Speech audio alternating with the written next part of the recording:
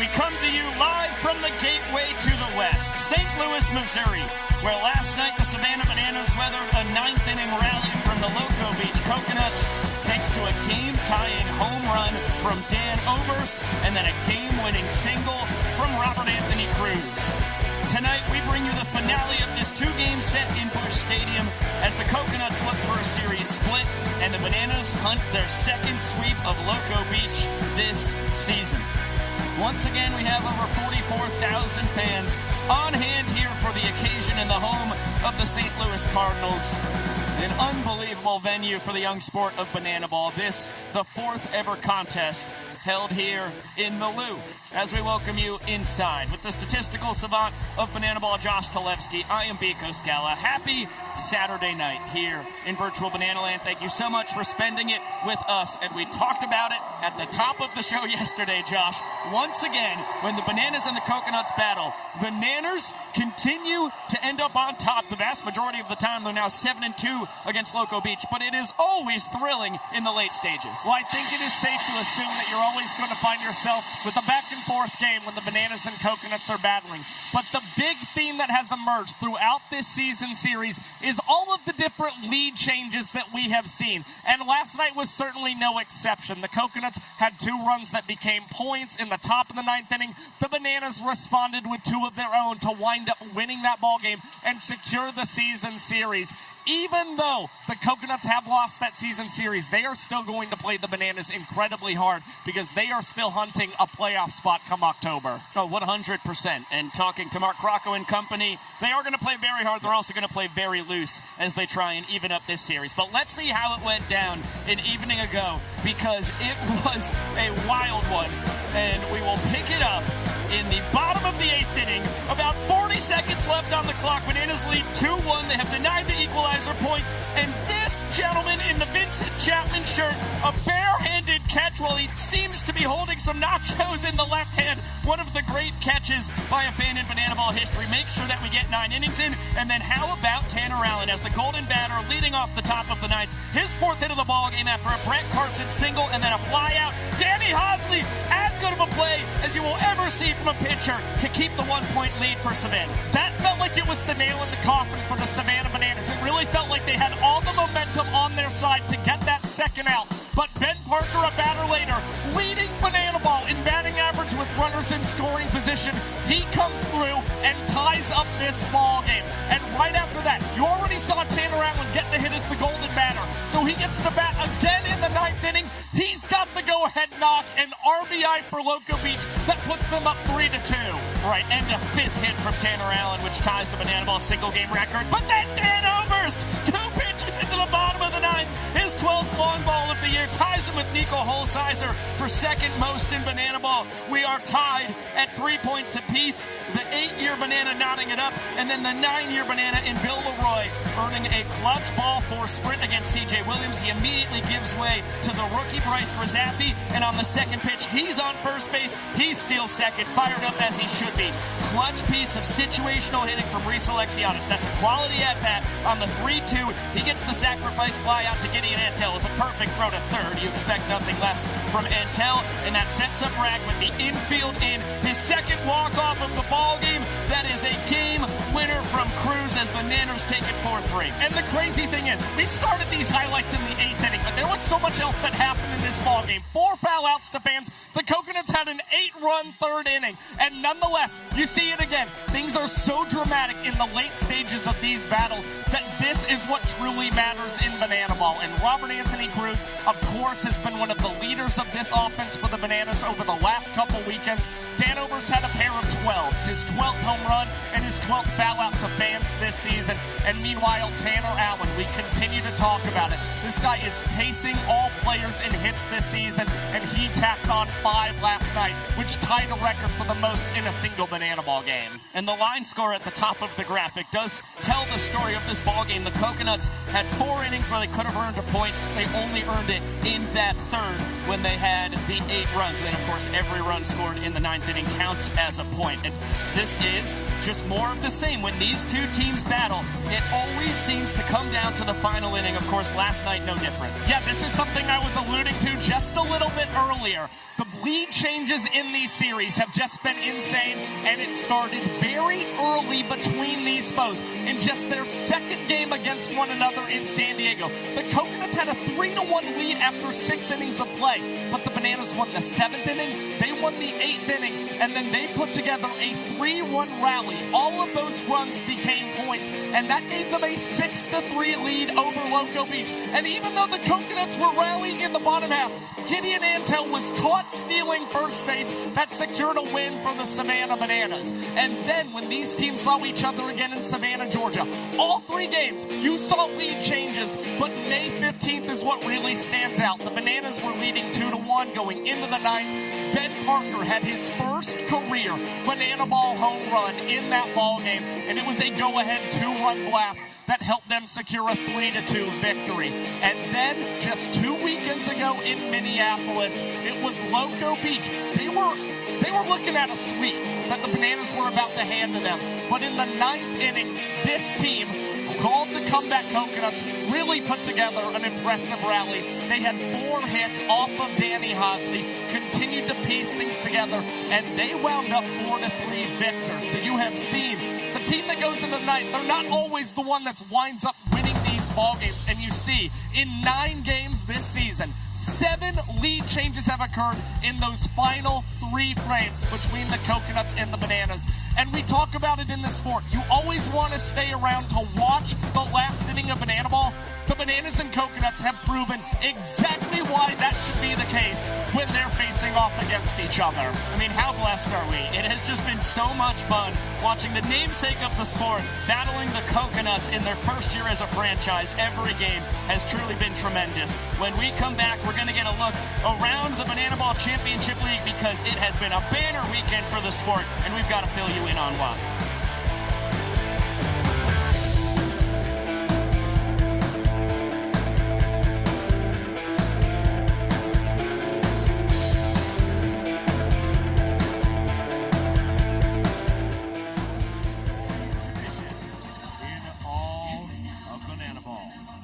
Tradition goes back to the very beginning in 2016. And since that fateful day of our inception, it has brought the Savannah Bananas nothing but good fortune. St. Louis, it is now time to meet tonight's Banana Baby.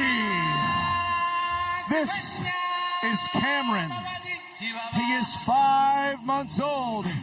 17 pounds, and despite the fact that he is wearing sunglasses, his eyes are wide with surprise as he looks at the throngs of Banana Ball fans. But St. Louis, keep those hands up, keep those fingers wiggling, and give it up one more time for our Banana Baby. It's Cameron!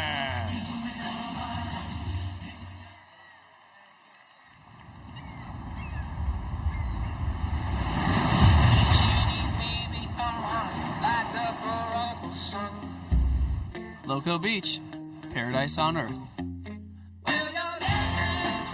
And that's me, Peyton Shotye. That's where I play. It's the sort of place where you hit homers or rip triples. 26 guys, one team. And that's my crew. We're the gritty guys who play the game hard, crush walk-ups, and our mission this season is to have a good time all the time.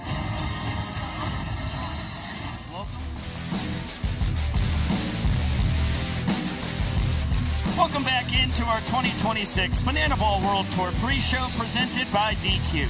DQ, happy tastes good.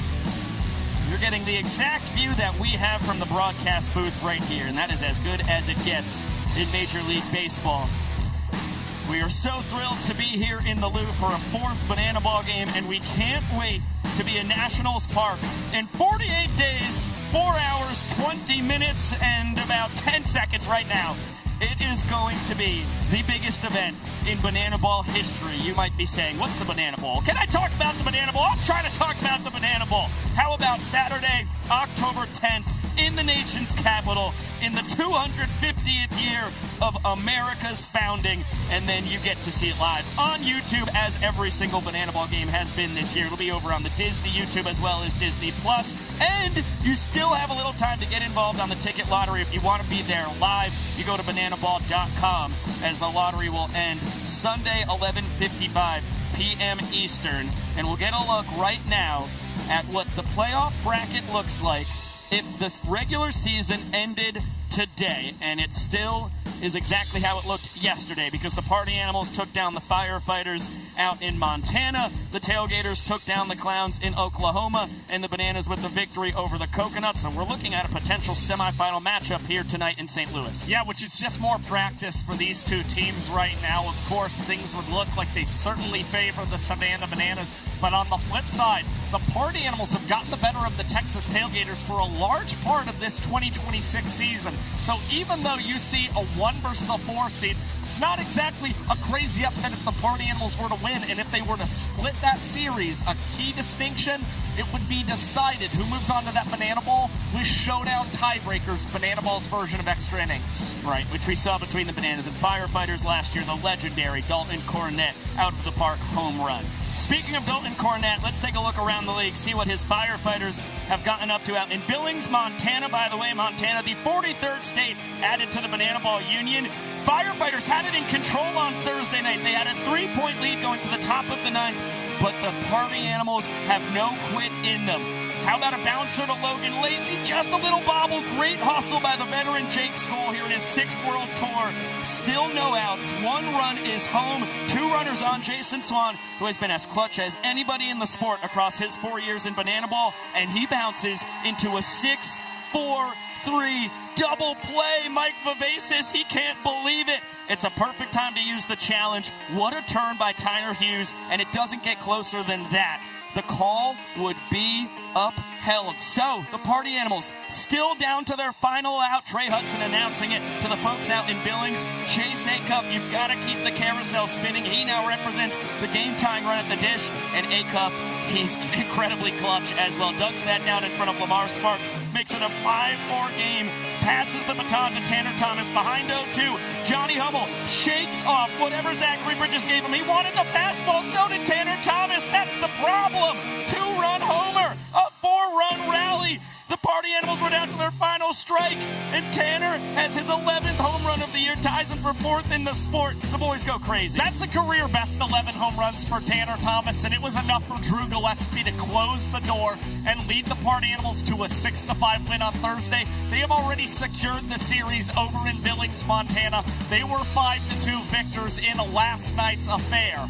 Now, moving over into Oklahoma City, Clowns and Tailgaters doing battle, and here in the 7th inning, how about one of our very own, Gavin Miller on the creative team, catches the foul ball in the stands while holding the laptop, and just when Banana Ball amended its rules for staff members cast to be able to catch those foul balls for outs, how about it coming into play this quickly? Gavin Miller with a little Michael Jordan shrug at that.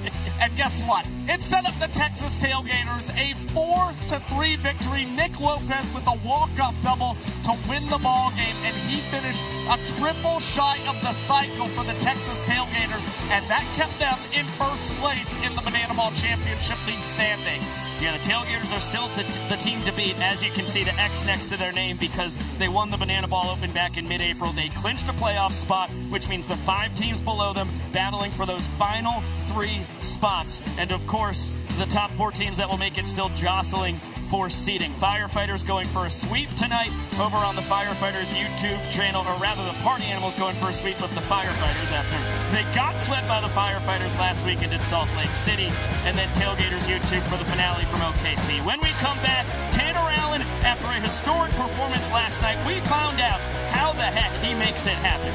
Check it out after this.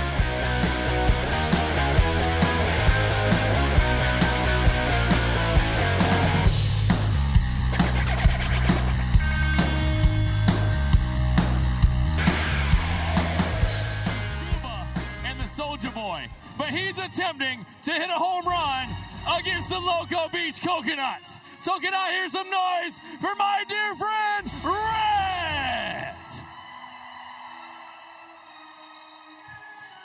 He's facing 1 of 1, Kyle Perry, who winds up and throws a curveball.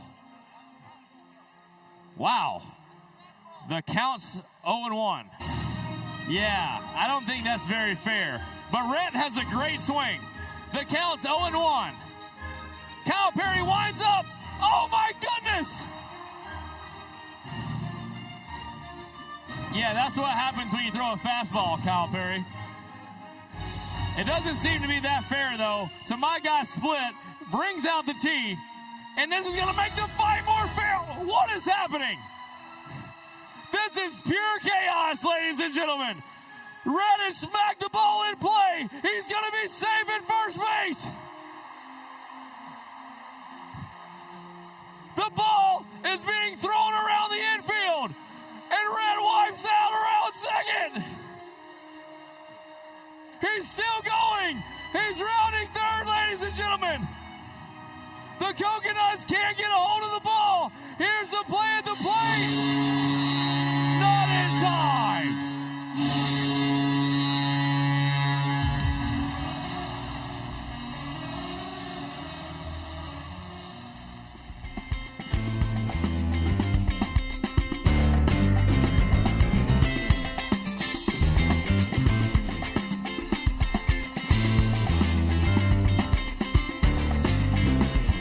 Welcome back into our 2026 Banana Ball World Tour pre-show presented by DQ.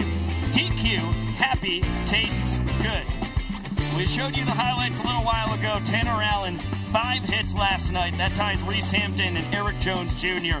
for the most hits in a single Banana Ball game, and it is just par for the course for TA as he is pacing the sport with that .412 batting average, the 89 hits, 15 more than JBJ, who is second most in the sport. His 17 doubles are tied for first. His 5 triples, he stands alone at the top of the 3-bagger mountain right there, and he is chasing hits. Torrey, projected 106 hits by the end of the season. Thank you for the math on that, Josh, which would be 8 more than the single-season record that Reese Hampton set, 98 back in 2023. Well, just to go back to Tanner Allen and those hits, I mean, you see the 17 doubles, the 5 triples. He's got a team-high 7 home runs as well for Loco Beach. So a lot of extra base hits that are mixed in there for TA. And, of course, he is certainly hunting Reese Hampton's record at the moment. When we have looked at the pace he has been on throughout this 2026 campaign, we do have it projected for 106 hits. He would be, of course, the first player in Banana Ball history to ever reach triple digits in a hits regard. That would be awfully impressive, and it really shows you why TA was a second-round pick to the Loco Beach Coconuts this season. Mark Crocker was a big believer that he would be one of the catalysts in this Loco Beach offense. Well, he was spot on in that regard. I'll tell you what, earlier today, AJ Swiatek laced up his Big J journalism shoes. He employed Sam Bauman to get behind the camera and slap a fantastic piece together in Premiere Pro, and this is the result. Tanner Allen, how you lead Banana Ball in hits, everybody. Finally chased down the man of the hour, Tanner Allen, league leader in hits, 5 more of them last night. I mean, everyone needs to know what's going right in the cage to get you ready. Well, I don't hit before the game. I like to say my swing's for the game, okay? So I only swing when the lights are on. All right, let's investigate that. All right, Tanner, I've got to admit, I'm still a little confused. We're not in the batting cage. How are we getting ready for the game? Look, man, so my thing is I don't swing before the game because if you feel bad in the cage, you'll be thinking about your swing in the game. So I'm like, if I don't swing, I can't feel bad, right?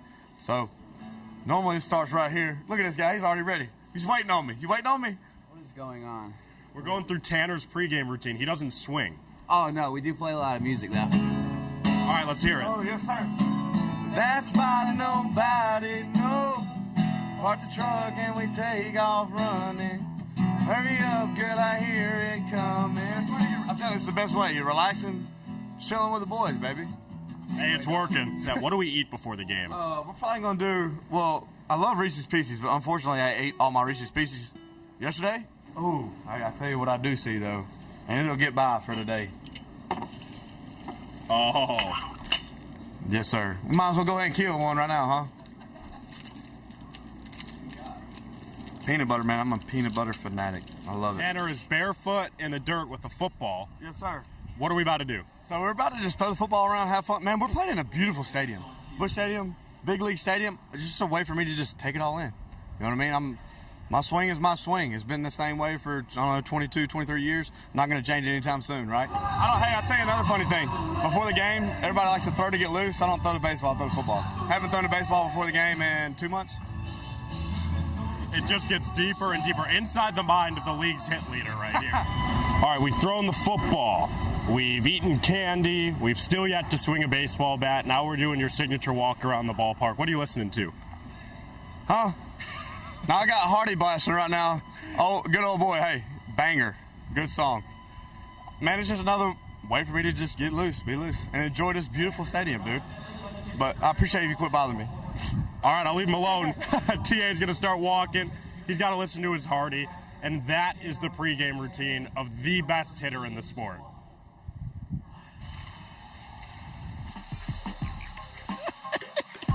I mean, that is fascinating. The power of Reese's Pieces. My dear friend Kev Meininger would be irate if he was watching right now. He's He is very firm on the fact that it's Reese's Pieces. Right, yeah, they're not PCs. But I'll tell you what, TA, you got 89 hits. You can say whatever you want, my dear man. We are just a few minutes away from first pitch tonight. One more quick break, then we've got ourselves some banana ball.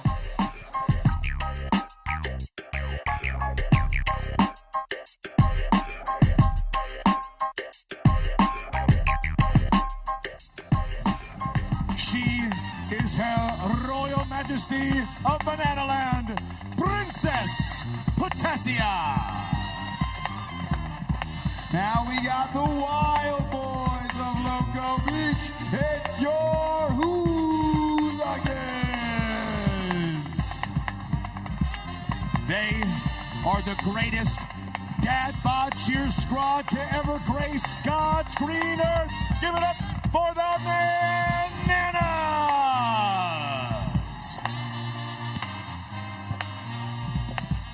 He's the world's largest coconut. Everybody, it is Coco.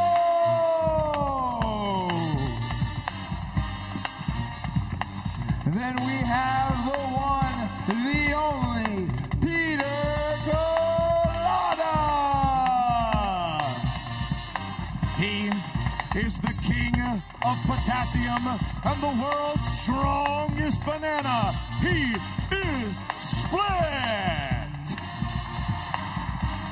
And last, but certainly not least, ladies and gentlemen, our dancing first and third base coach, it's Maceo.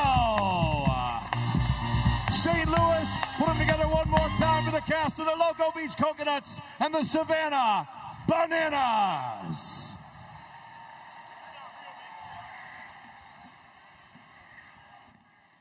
The cast is now ready. The players are ready. Now it's time for you, the fans, to get ready. So I need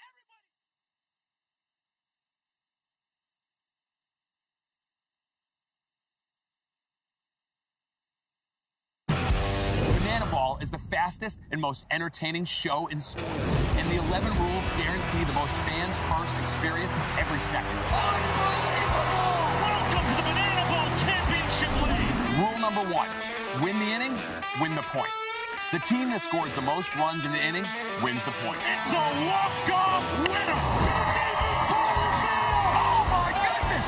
With the Equalizer Point, trick plays provide the away team an opportunity to earn a point going into the final inning. And in the final inning, every run counts as a point. Rule number 2, Banana Ball has a 2-hour time limit, guaranteeing that every game is fast-paced and action-packed.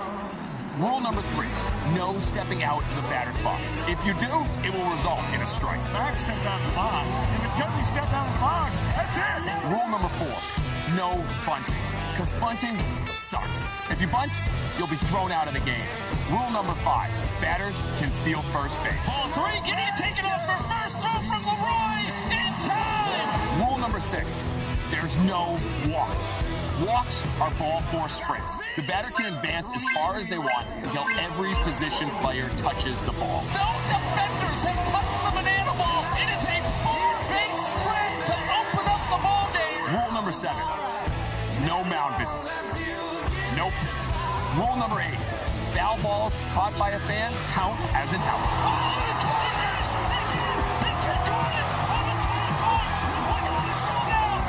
Rule number 9, the showdowns. In showdowns, the best of the best face off in the biggest moment. One hitter versus one pitcher with one fielder behind him. And the hitter has to score. Rule number 10, the Banana Ball Challenge rule gives the coaches and you, the fans, a chance to impact a call on the field. Rule number 11, the golden batter. Once a game, each team can give any player an at-bat, regardless of the lineup. This offers the biggest matchups on the biggest stage. Big on big. Let's go! Let's go! Let's go! Get out of here, ball! That thing has a family! And those are the rules of Banana Ball. Thank you very much, Virtual Jesse Cole.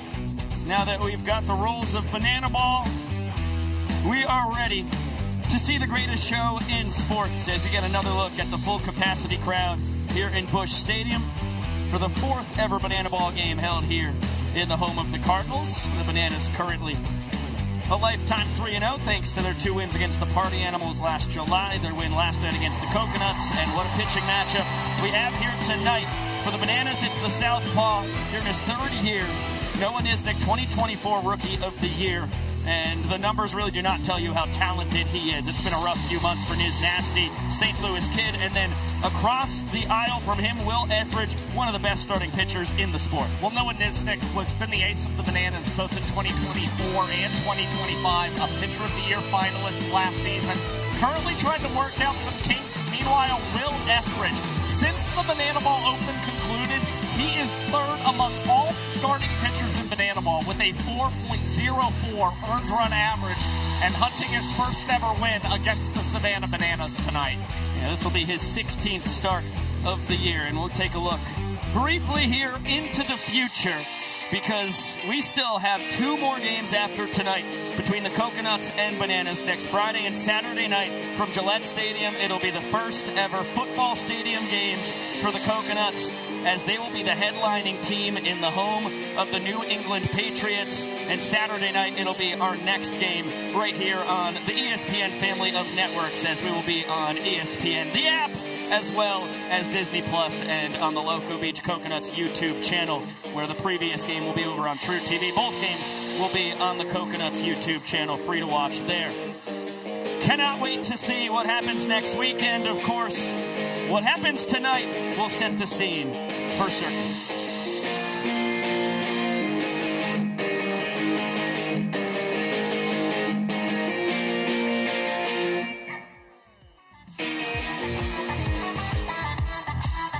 At first base, number 9, Max Young Goldberg.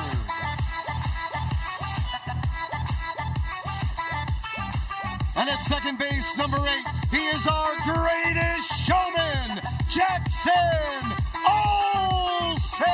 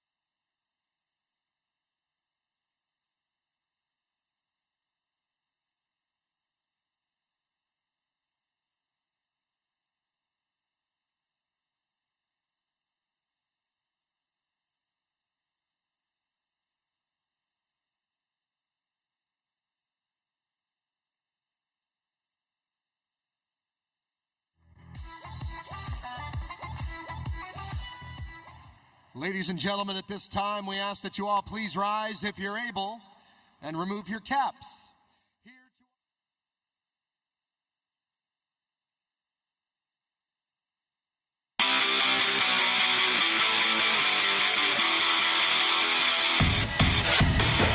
Takes this past Ziegler! And Dan Overs blasts this one! Got him! And Henderson is cut down in the plate! What more do you want from this game? How do you make it look so good?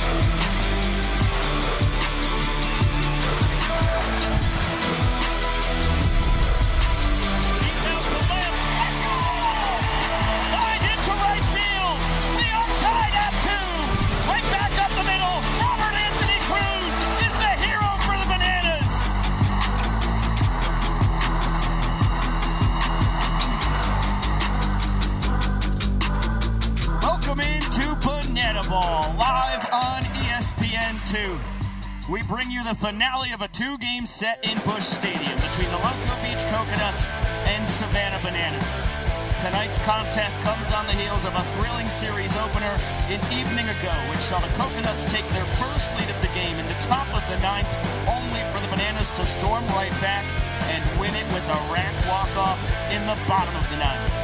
Tonight, the Coconuts turn to former Rockies minor leaguer Will Etheridge, aiming for a series split, while the Bananas send St. Louis native Noah Nisnik to the bump to try and secure the sweep. It is a gorgeous evening for Banana Ball here in the gateway to the west. Oh, welcome inside. Look at that. How about that? We just did the read from under the table because the national anthem's finishing up out there, and we are live on ESPN2. What an absolute treat. That is the statistical savant, Josh Dalewski. I am Pico Scala, and hopefully we will see you on the awful announcing Twitter later here tonight. Josh, what a ball game we have ahead of us tonight. The Bananas have dominated this series so far this year, 7-2, but as we talked about earlier on the pre-show when we were just on the ESPN app, it has been thrilling every time that we get to the final three innings between these two teams. Yeah, and I would imagine we get another close battle here tonight, but what really stands out from my point of view is the fact that in 3 games here in Busch Stadium, the Savannah Bananas remain undefeated, and each of their last 2 ball games, they have won with a walk-off in the 9th inning against their opponents. And tonight, the Bananas look to remain undefeated as they send their home city kid, I should really say, in Noah Nisnik to the mound to try and get them the victory. Yeah, this is the first start in a long while for Noah Nisnik. It's a vote of confidence from Tyler Gillum and company, who was the 2024 Rookie of the Year. He was a finalist, one of the 5 finalists for Pitcher of the Year last year, and it's been really a tale of 2 seasons for the Bananas southpaw, who across his first 9 outings, an ERA below 3, but across his most recent 9 outings, an ERA above 13. Yeah, it's certainly been a little Jekyll and Hyde for Noah Nisnik, and nonetheless, the Bananas want him to have this moment. And again, they're trying to gear him up to be very effective come the playoffs. And for more on Noah Nisnik and his start tonight, let's send it down to our reporter, Mr. Sam Bauman. Thanks, Josh. Yeah, Noah Nisnik, feeling good. Energy side down here. Yeah. It's not your first time doing this now here at Busch Stadium. Not quite. Still surreal? What do you think, Sam? No, I'm just kidding. Yeah, it's absolutely unreal. I mean, growing up, coming here my whole life, playing, and to get to do it last year was special. Come back again, really be able to enjoy it this time, take it in, take deep breaths. It's awesome. Is the mentality different going into your second time doing it? No, nothing changes there. No. How dare you ask me that? No, Nisnik's locked in. I love the energy. He's feeling dangerous. Hey, Niz, why don't you warm up a little bit, man? Why don't you let me warm up? I'm going to let him do that. Pico Josh. First of all, how dare you? And second of all, why don't you let him warm up, SB? Thank you very much, my dear friend. You get a look at the numbers for Nisnik across his 18 appearances here in his 3rd World Tour. In total, it's a 7.13 ERA. As we've talked about, it does not tell the whole story. Yeah, Noah Nisnik, this is his 16th start this season, but it's his first since July 26th in Wrigley Field against the Firefighters. The Bananas had moved him out of the rotation as they had lost each of his last 3 starts on the mound. But Niz told us he's been working on a lot of things mechanically, and although he's only had 9 strikeouts since the start of June, he's really been trying to find that swing and miss stuff again, as the circle changeup has usually been that go-to strikeout pitch for the Banana Ball veteran. Let's get a look at the defense behind Niz Nasty. It is the usual suspects all around for the Bananas here in 2026. Left to right in the outfield, it's Robert Anthony Cruz, DR Meadows, then Reese Alexiadis. Third to first in the infield, Kyle Jackson, Ryan Cox, Jackson Olsen, the designated fielder Alex Ziegler. And behind the plate, it's Bill Leroy. Look, the Bananas fended off the Equalizer Point last night because they had 17 trick plays as a squad, and 7 different guys recorded at least 1 trick play defensively. DR Meadows, though, he was the standout man in center field. 5 trick plays for the Bananas. Let's feast our peepers on the starting lineup for the Loco Beach Coconuts, brought to you by PNC Bank. It is an almighty top 3, and Ben Parker, the tour leader in OBP, then Tanner Allen, the tour leader in batting average, and Dane Toughlin, a guy who's got an OPS north of 1,000, just like the 2 guys above him. Then you've got a Big Ten Player of the Year in Jordan Brewer, Gideon Antell having a fantastic rookie campaign, a 7-year minor leaguer in Eric Osberg, and it does not get any easier in the bottom 4. J.D. Urso, Dalton Malden, Peyton Chatagnier, and Grady Morgan to round it out. as we are going to start this game off the only way we know how, with a big old performance.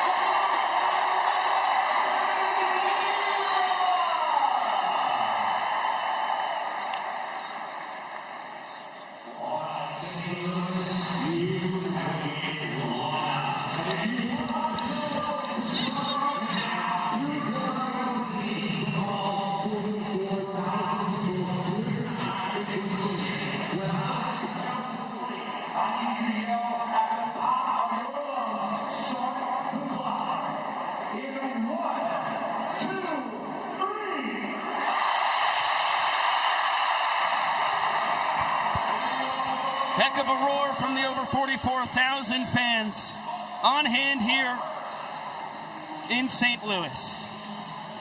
Game 2 of this two-game set between the Savannah Bananas and Loco Beach Coconuts.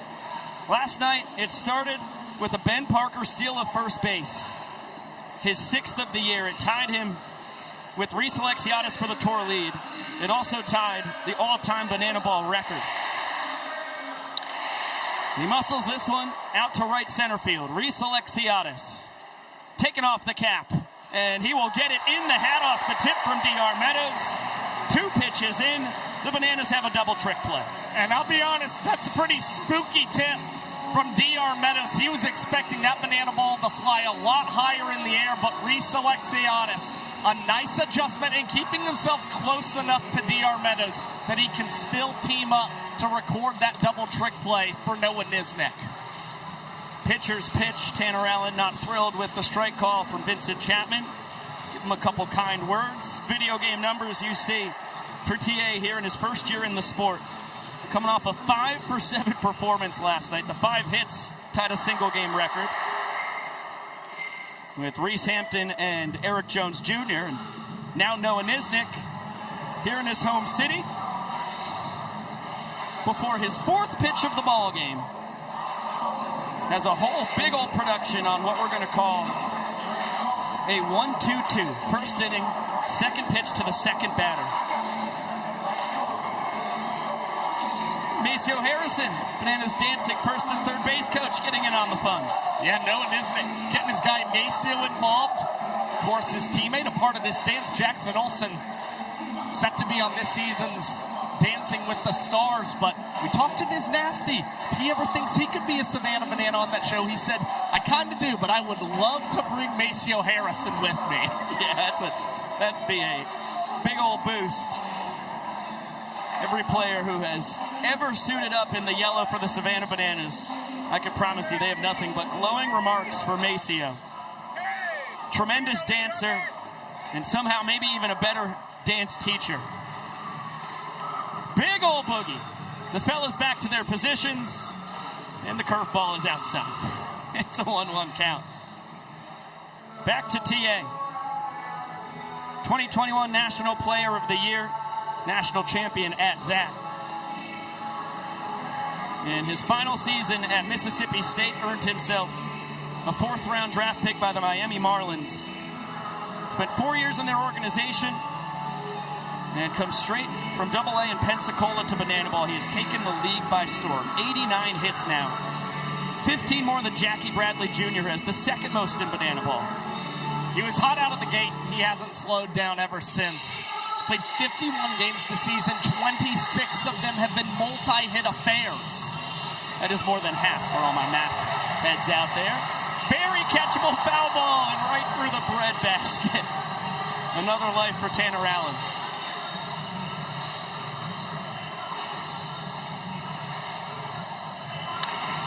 Swats this the opposite way. Robert Anthony Cruz in pursuit, just out of his reach. And TA, who had a hit in each of the first 3 innings last night, starts this game 2 with his tour-leading 18th double of the season. Well, that now extends what is a 37-game on-base streak for Tanner Allen, and he has an extra base hit in 8 of 9 games here in the month of August. Now 7 doubles and a long ball for Loco Beach.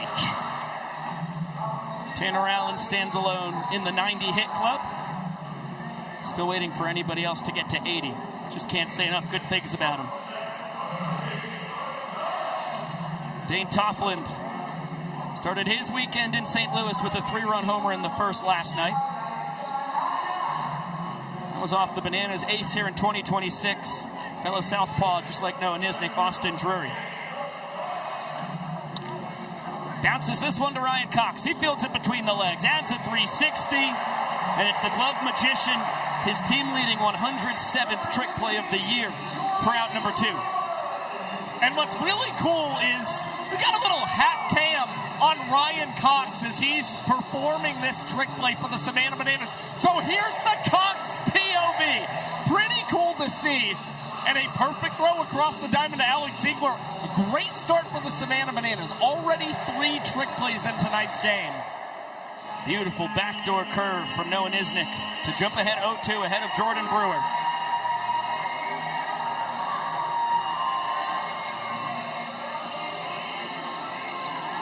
This one squibbed to first. Ziegler fields it between the legs. He will take it to the bag himself. And an excellent start for the St. Louis native. Noah Nisnik with 4 trick plays behind him and a scoreless top of the first. But the biggest note on Noah Nisnik this season, lefties have batted .222 against him. Righties have batted over .380. He faces 3 right-handed batters of the Coconuts, retires all of them to pitch a scoreless first inning. Let's get a look at the Loco Beach Coconuts defensive alignment. Behind Will Etheridge, in the outfield left to right, it's Allen, Parker, and Antel. In the infield, third to first, Urso, the designated fielder, Sal Jacobo, then Chatonye and Brewer. Well, the man with the mask is Eric Osborne. J.D. Urso, this guy has been so good for Loco Beach, and it's really flown under the radar. 46 trick plays over at the hot corner. He has only missed 2 for the Coconuts this season. Meanwhile, Eric Osborne, he is still behind the plate for a 2nd straight game as Ashby Binding is out, currently on paternity leave, expecting his first child. And in the middle of it all, with 5 trick plays to his name here in his first year in the sport, one of the Coconuts' 5th-round draft picks, Mark Crocco and company, nabbed Will Etheridge, 34th overall pick in the inaugural Banana Ball player draft. Pride of Lilburn, Georgia, 6'5", 240. He is an absolute unit. He has an immaculate pedigree from the University of Mississippi through 5 years of the Colorado Rockies farm system.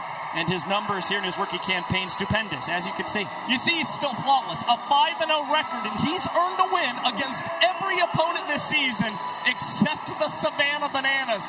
So this could be a big night for Will Etheridge if he's able to keep the good stuff going on the pitcher's mound. Get a look at D.R. Meadows and the Savannah Bananas starting lineup, brought to you by PNC Bank. David Ray 1 for 3 last night, the batting average at .352. Second best on the team. Kyle Jackson has that .321 average right below him. He is the team leader in OBP. And then Dan Oberst hitting .378. That's the best on the Bananas. Cleaning it up, it's Leroy, then Alexiadis, Cruz, Cox, Ty Jackson, MJG, and Olsen to round out the starting 10 for Savannah. First pitch swinging from the doctor. Very catchable foul ball, and it's a beautiful barehanded snag by that gentleman. We saw 3 foul outs to the fans in the first inning last night. We've got 1 here in the bottom of the first tonight. And that right there is a DQ shake snag. The man who caught that foul ball won free DQ for his row, and you can win at home by scanning this QR code to download the DQ app and earn your own rewards. You know what stands out about that snag? He was contending with another fan also trying to grab that foul ball, but he reached back, made a really sensational catch. Now we have seen 5 total fan-caught foul balls here in Busch Stadium already. So you're saying that was an end one right there? In a way. The hoop and the harm. 3rd foul out to the fans this year for DR. When you're talking about a guy just had his 186th plate appearance, it could be worse. Just talk to Dan Oberst, who lurks on deck. As you get a look at the numbers for KJ here in his 2nd full World Tour, when you've got an OPS at 1,000, you certainly cannot complain. 0 for 3 last night. He was one of the 4 victims to foul out to the fans. And gives the fans an opportunity here to the second deck. No catch. Well, the Bananas may be 5 and 4 since they've moved Kyle Jackson to the 2 spot, but he hasn't exactly been what they've been looking for. Actually, a batting average below the Mendoza line, an OBP below 300. Because they want a guy who can set the table if DR Meadows cannot get on base. But this is what they're wanting to see. Kyle Jackson has a very disciplined approach at the plate. Very good at drawing ball 4 sprints throughout his career. And he's going to continue to battle here against Will Etheridge as he survives another opportunity for the fans to catch a foul ball. Yeah, the slow stretch across those last 9 games, that's the OBP down to 442. It's still best in the Bananas lineup as he spoils another payoff pitch. Great backdoor bender there from Etheridge, gets the nod of approval from Osberg. And when the Bananas made the move to put him in the 2-hole, from June to late July, he had a 492 OBP, so it was the perfect idea. Just looking for Kyle Jackson to find his rhythm again at the plate, and you see right now, this is a heck of a battle. He is about to see a 10th pitch from Will Etheridge already. Another 3-2. Another foul ball. No snag. So we're going to get an 11th pitch from Etheridge to KJ. There's a reason why Bill Leroy, the co-captain of the Bananas, says he is pretty, he is gritty. KJ is a tough customer at the dish. Here comes pitch number 11. Fouled away again, we'll get a dozen.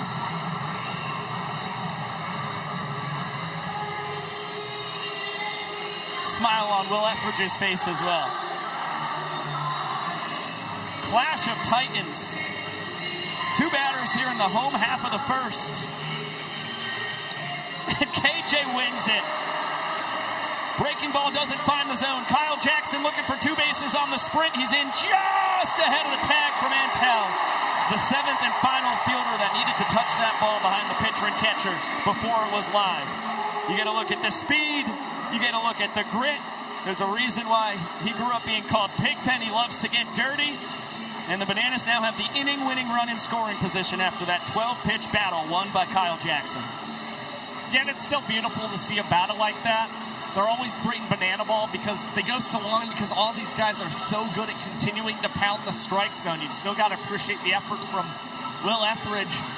Now, sometimes you see after these long battles, it can lead these pitchers to make mistakes early in counts. We'll see if Oberst potentially is able to take advantage of that. Having the best year of his 8 seasons with the Savannah Bananas. Beautiful slider there from Etheridge to even up the count.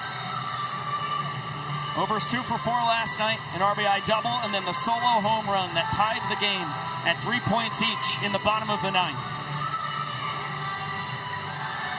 Oh yeah, and of course in the first inning he fouled out to the fans.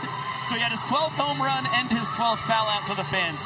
The 12 foul outs to the fans, that is 4 more than we've ever seen in a banana ball season for a player. See you later, Bryson Bloomer in 2023. is well in the rearview mirror for Oberst, who's thinking about a baker's dozen, and he doesn't have it. Wow. Thought it might have ended up in the glove of a fella in the banana costume. Snuck out. And Dan just expects it at this point. Talk to him about it ad nauseum. It's constantly on his brain. But anytime it's in the stands, he thinks he has fouled out. And he's such a good battler with 2 strikes, he gives the folks a lot of opportunities. He survives another here. Yeah, this is definitely a big part of Dan Oberst's game. Nonetheless, this guy has been phenomenal throughout the season for the Bananas. He has already tied his season best in runs batted in, 41 of them this season, which he also had in both 2024 and 2025. Just a model of consistency throughout his 3 years as a collegiate summer baseball banana, and now his 5 world tours here in the world of banana ball. Ball 4 wins the inning for the Nanners.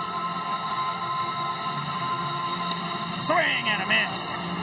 Pure nitro from Etheridge, and he pulls off his signature strikeout dance.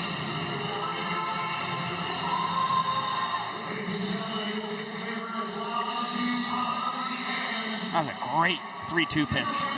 I mean, just challenge him. Again, that's the velocity for Will Etheridge is what helped him get into the Colorado Rockies organization. It's clearly what's given him, some strength here in his inaugural season in banana ball. It's a really smart play from Will Etheridge and his catcher Eric Osberg, a former Rays farmhand, working a really professional at-bat there against Dan Oberst that Etheridge came out on top in. Now it's up to the 9-year Savannah Banana. Co-captain along with his dear friend Kyle Lewicks, Bill Leroy. Worked a pair of ball 4 sprints last night. Drove in 2 with the sprint he earned in the first inning. Gets a piece of the fastball to even up the count at 1-1. Couple Georgia boys dueling it out here in St. Louis, Missouri, with the fate of the first inning hanging in the balance. KJ dancing off second, getting a lot of attention from Etheridge. Great slider, just barely misses.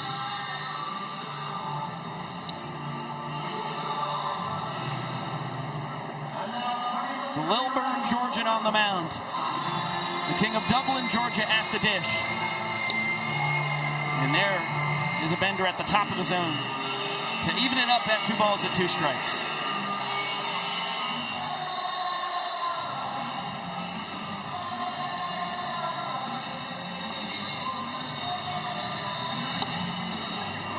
And how about 3 straight 3-2 counts for you?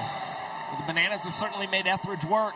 Bill Leroy, should be noted, he was able to work 2 ball 4 sprints in last night's contest, trying to work on a third to walk off this frame for the Nanners as he skies the 3-2 out to deep right field and over the head of Gideon Antel. Bill Leroy, the walk-off hero in the first inning for the Nanners, and that is his 9th run batted in against Loco Beach this season. And 39th overall as he looks to join KJ Oberst and Alexiadis in the 40 State Club. It's the Jacksons alongside Ryan Cox who lead the walk-off celebration. KJ and Ty boogieing with the boys. And just like game 1 an evening ago, the Bananas claim a point in the first inning. They were able to rally back from a 3-run rally last night and then just 1 run needed to win it here. Let's get it on down to CJ. For the most competitive babies this stadium had to offer. And right now it is time for the world's slowest race. Let's meet our competitors. We have Dallas, Corinna, Tatum, Stella, Courtney, Jonah, Eleanor, and Havana. They are our babies racing today. Parents, please put your babies in racing positions. On your marks, get set, go! They are off. And away we go. we have 8 babies on the grass, waiting to see if anyone will make a move. We had a stumble. One baby attempting to stand, which is truly illegal in the world's slowest race. This is a crawling race only, and there you go. Great technique from the tot in yellow. Hot out the gates, and another, once again, back to the feet. Looks like maybe a bear crawl is going to be the strategy for that youngster. I think the stand is possible. I'm not sure the walking is. Oh, no. Hate to see anybody having a bad time in the world's slowest race, much less multiple babies. So we've got a great lead for the crawler, and one step and back down. Snip, snap, snip, snap, snip, snap. Back to her feet. Great lunge formation there, and now just chilling on the ground and back down to her tush at the starting line. Back and forth we go. We've got tired babies, we've got confused babies, we've got crying babies, we've got a crawling baby, we've got a standing baby. But this looks to be your champion. Oh, hold your horses. Here we go, we've got ourselves a race. It is neck and neck. Oh, what speed! Out of nowhere, stepping on the gas, and now distracted by the grass. So close, yet so far away from the finish line. There she goes, face first, straight into the finish line. Domination from start to finish. Just enjoyed the ride. And it wasn't even a shiny object. Doesn't even take a shiny object to mesmerize one of those tykes. It can really be anything. I needed shiny things. I was a simple guy. I really liked a pot. If you could get me a pot, yep, I'd sit right in that thing. It was my first memories, just sitting in a pot. Says a lot about me, I think. How about Gideon Antel, the home state kid out of Licking, Missouri.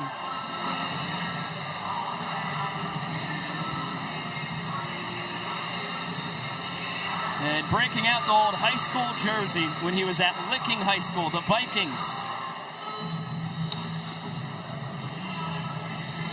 Can't connect on the bender from his fellow home state competitor Noah Nisnik, trying to make it a second scoreless inning as Antel fouls it off the facade of the second deck. And when Gideon was playing high school ball, his father was actually the head coach of his baseball team, so really cool for his dad to be his primary coach. As he hits a little dribbler, Noah Nisnik will gather and throw perfectly to Alex Ziegler to record the out. So Niznasky dominant early against these powerful Coconuts righties. That is the first out the Bananas have recorded without a trick play tonight. You get a look, Nisnik is a phenomenal athlete. There's a reason why pretty much any teammate you ask of him will say he's the best dancer on the Bananas. And he fields his position very well, made that look easy. Certainly a lot tougher than he made it seem. And now Eric Osberg, coming off a great series opener. Couple line drive singles, one to left, one right back up the middle, as well as a ball for a sprint, drove in a pair of runs.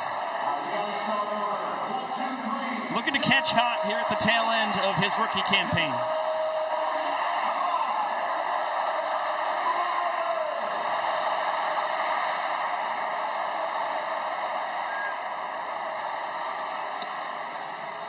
Fastball misses just a hair up. Noah Nisnik not thrilled with the call. Osberg slams the brakes after a big turnaround first. And how about the grade A pro? He has reached base 4 out of 5 plate appearances here in St. Louis. He gives way to the designated runner for Loco Beach, Armani Henderson. Yeah, this is excellent to see for Eric Osberg, who had been out of the starting lineup 3 of the last 9 Coconuts games. And how about J.D. Urso? This one a blast way out into the seats. With that one curling foul. Urso, for a second there, thought he might have had his first banana ball home run.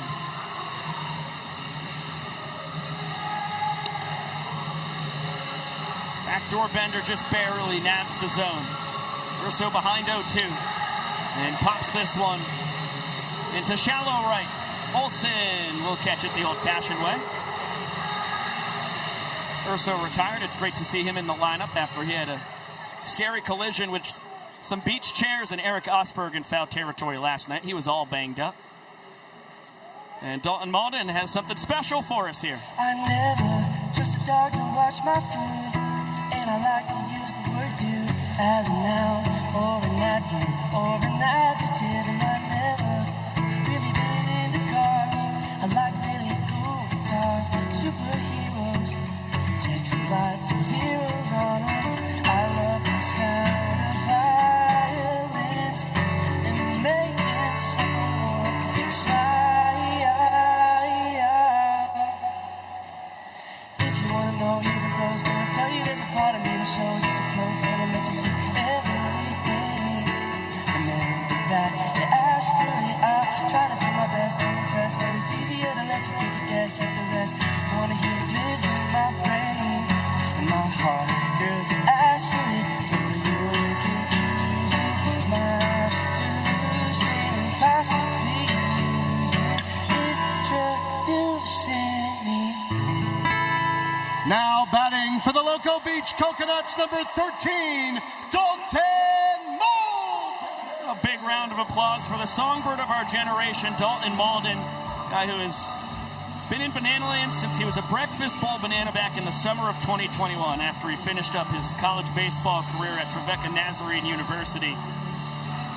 Banana Ball World Tour banana from 2022 through 2025, and then Mark Crocco and the Coconuts nabbed him in the 11th round. And so many of his teammates have told us he is as valuable of a locker room companion as anybody. He has provided incredible vibes and fantastic veteran leadership for a team with 20 rookies on it. Yeah, it's pretty safe to say that even from a culture standpoint, the Bananas miss a guy like him in their locker room. And it was really cool just to see Bill Leroy take part in that walk-up for Dalton Malden. Those guys were thick as thieves, fishing buddies, spent so much time with one another. So I know it was a thrill for Bill to be able to share in that moment with Dalton, who skies the 2-0 pitch into center field. D.R. Meadows underneath this will tip, and Cox catches it behind his back. Another Bananas double trick play in the ball game. And D.R. Meadows, the fist pump was a flourish. Bananas fired up that they've got a 1-0 lead and a 6-0 advantage in trick plays so far tonight.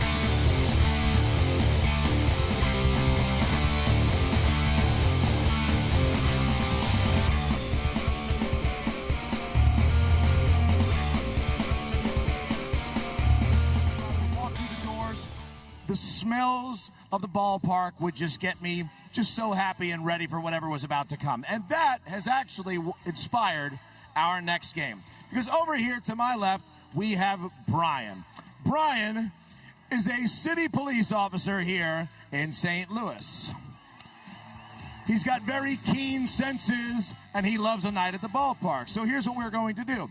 We're going to have him try to identify 3 iconic smells of the ballpark and see if he can get them right. And you see, he is dressed as a bee, ladies and gentlemen. That's because this game is called the Smelling Bee. All right, Brian, here comes your first item. You be lean forward, get a nice big whiff. Nice big old whiff. Okay, he likes what he's got here. Brian, what are you thinking? What do we got here? Popcorn. Very good. That's 1 point. Popcorn. That's a pretty easy one, though. Let's make it a little bit more difficult for you. Let's get our next item. Put your hands down for me, Brian. Let's just get a nice big whiff here. All right, he's got a little more. All right, you think you got it? All right, let's see if he can lock in on smell number 2. Iconic smells of the ballpark. Hot dog? My God. The glizzy. He's got it. He's got the glizzy. All right, our third and final iconic smell of the ballpark here. I need you to really fill your lungs with this one. I need you to really get in. Get in there. Come on. Get a good whiff. Good whiff. All right, Brian, I need you to try and guess what that's going to be. What is that iconic smell at the ballpark? A sweaty uniform.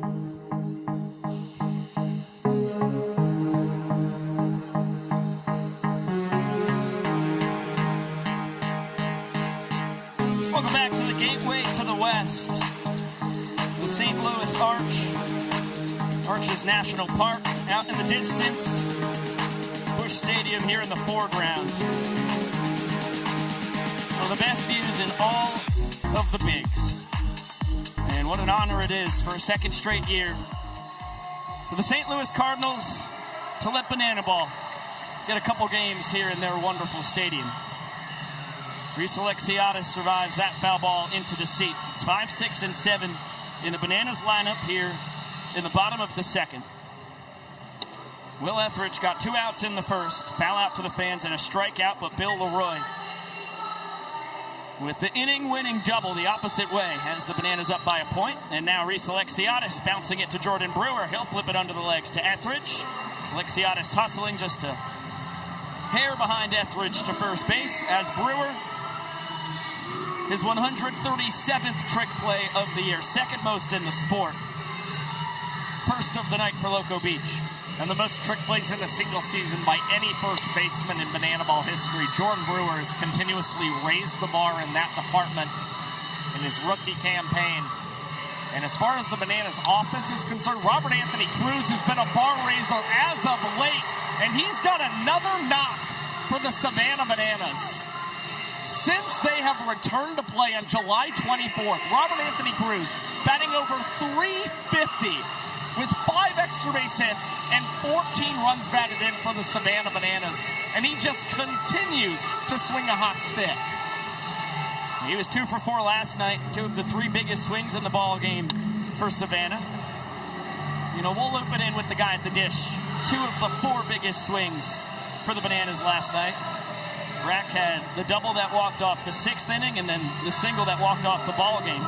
Ryan Cox got the scoring going for the Nanners. He put the bow on that 4-run rally in the bottom of the first. RBI single slashed the opposite way. Textbook knock for the man here in his 5th World Tour. We'll talk about legends of the sport.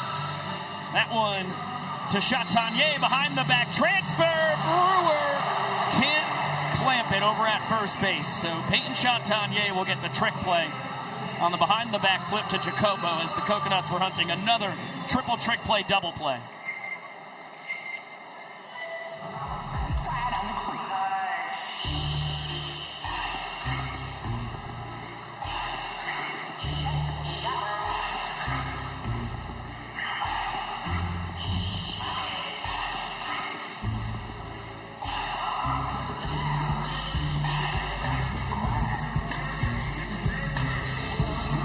How about Ty Jackson teaming up with the Bananas, the Dad Bod Cheer Squad here in the world of Banana Ball.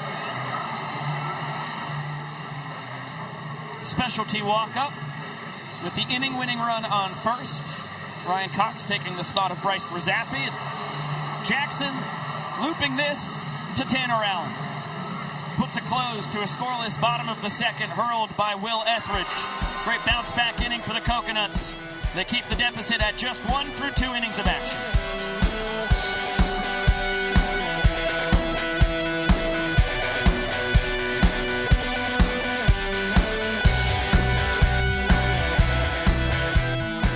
Parts of our show. It's time for the crowd sing-off. Shark is going to play us a couple of songs, and when the lyrics drop out, we need you to finish singing those song lyrics.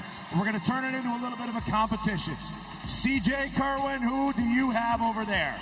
I'm on top of the third base dugout, representing the entire left field side, and I got a feeling that this side is the loudest side. CJ, I'm be honest, I feel like it doesn't really sound like the loudest side because I am over here with all of our fans behind first base and everybody out in right field, and we are the best in class of St. Louis.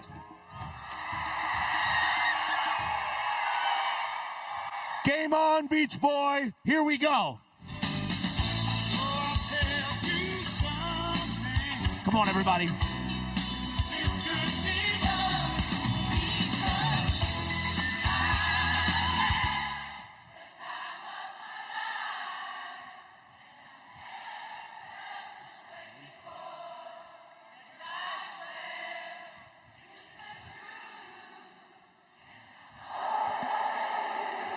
We are off to a great start. That point's going to go to the third base and left field side. Good start. Next song. Let's get it back.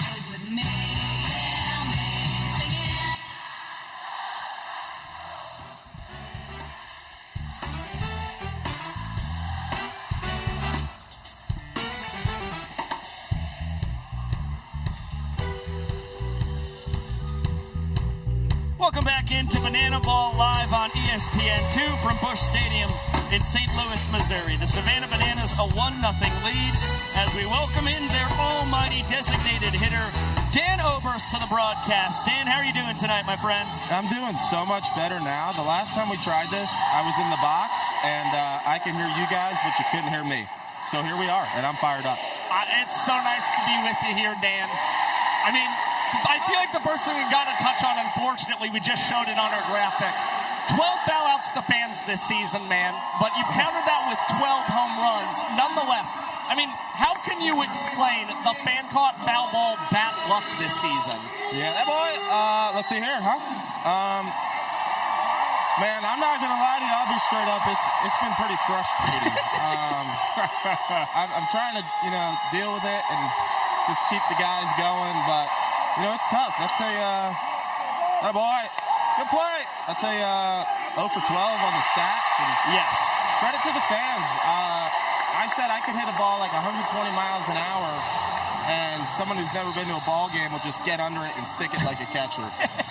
And actually, my last at bat, I ended up K-ing. Etheridge made a good 3-2 pitch, but I hit a foul ball, and when it left my bat, I just said out loud, well, I'm out. But they dropped it. So, good stuff. We'll knock on wood. We'll see if we can keep that going for the rest of the night. I said pretty much the same thing on the broadcast, and it's a testament to what you've been able to do here in your 8th year as a Banana, that you're still coming in here tonight, 378 batting average. That is 5th best in the sport with that 0 for 12 thanks to the fans. Yeah. Man, we're just having fun, and like Nico said last week, swinging hard in case we can hit it. See where the cards fall. Grady Morgan thought about attempting to steal first.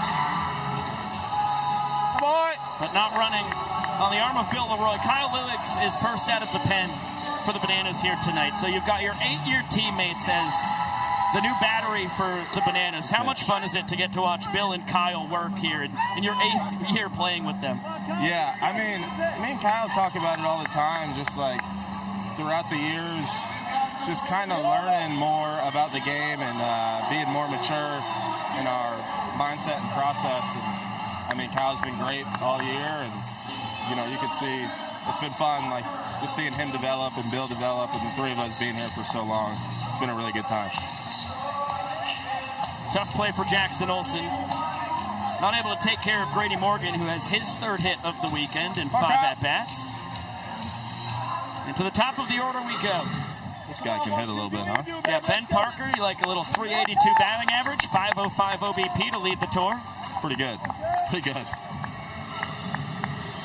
Is there anything that you learned from the influx of talent here in this first year of the Banana Ball Championship League? I mean, the talent's always getting better. I would just say, like, as the game gets better and the competition every year, like, can't be afraid to try new stuff, What worked last year or the year prior might not work this year. So just constant adjustments and trusting whatever your approach is. I mean, Dan, for you, have you felt the need to elevate your game at all? I mean, you used to be playing just the Party Animals every single game back in 2023. Now you're facing off against 5 different teams in the league, seeing so many different guys, and yet you're putting up your best campaign. How have you done it? Yeah, I appreciate that, Josh. First of all, thank you. How about Reese? Again, just adjustments. It was actually April. I wanted to slug a little more. I was doing well, but I thought there was a little more in the tank. And I told Gillum and Stover, I said, I'm going to try this leg kick. and I'm going to give it 20 at-bats. It could go great. It could go bad. And I think since I started that, I've been able to slug a little more, so that was kind of the goal behind that. So just not being afraid to fail and trying new stuff. Just keep growing every game, every at-bat, try to get feedback from every at-bat, keep going. What are your thoughts on Tanner Allen, who tied a single-game record with 5 hits last night and has a double on his ledger so far here tonight? Yeah, me and TA talk all the time. He's fun to watch hit. He's got some of the fastest hands I've seen, and he's just loose in there, man. He has a lot of fun. He's chirping at us now. But he's a pleasure to be around, and humble, and just, has fun. So I love the guy. I wish him all the success. Maybe not another record against us, right. But I mean, he's a great guy, and I'm glad he's here in the league. Wish he was with us, but happy to have him here. Jackson Olsen can't come up with the trick play. How about these guys on? Oh, hey, Danny, come on in here, buddy. We're talking to Biko and Josh. You're a big fan of the hooligans coaching first? Look at Tubby right here, Danny Tubby Hosley. I've had maybe one too many cookies recently. The new cookie company's getting me right into shape. And to my left, who do I have? Ty Pookie Jackson. Yeah, how about these two knuckleheads? Man, you're a goober, dude. Hey, can I say something? Yeah, go ahead. Man, it's just a blessing to be with these two, my two hooligans, man. And they're so cuckoo in the head, bro. But at the end of the day, man, these dudes put in so much work, and I love them to death. My dude. Hosley sucks at chess. Hey. Ty, we are live on YouTube. Don't throw them under the bus. And ESPN too. Is that what? And ESPN. Oh yeah, bro. I already knew that, man. You show them your flip phone. All right, yeah. I got 2 numbers on my flip phone. I got 2 numbers on it. Jesse Cole. This is going off the rails. Let's lock back in. Okay. Sorry, fellas. I mean, you just never know when you put the mic in front of Ty Jackson. It's worth the risk every time. Here we go, boys. What do we think? Oh. No, Steve. No, she was just defending herself. Which is fair. I need some people like that in my life. Okay. Where are they when you're fouling the balls into the stands? Oh, man. I'll tell you what. Actually, where's that at? Let's see here, boys. KJ? What do we got? Yeah, KJ's ball. There we go. What do you got for us, Dan? I was going to say the new foul ball rule that staff and everyone can catch them, but, if I hit a ball to you, you catch it. I don't want to be lopsided with anyone. You guys do your job. Yeah, we would do that to you, Dan. But thank you so much. We love you, man. I love you guys. Thanks for having me. Keep up the great work. See y'all. 400,000 children and teens in foster care without a permanent home. Look around. That's enough to fill Busch Stadium 11 times with the number of children currently experiencing foster care. To raise awareness and support this community, we created Bananas Foster, the official nonprofit of Banana Ball. Our organization is dedicated to celebrating those in the foster care community while educating and inspiring others to get involved. Tonight, we are celebrating the Nordwald family. Shaylin, Nick, and their 4 biological kids wanted to support kiddos in their community, so 6.5 years ago, they became a licensed foster family. On top of their work as foster parents, the Nordwalds established a local foster closet and support parents just beginning their fostering journeys. Over the last 6.5 years, the Nordwalds have welcomed a total of 19 incredible children into their home and adopted 4 into their family. Fans, please join us in celebrating this incredible family for making a difference right here in your community.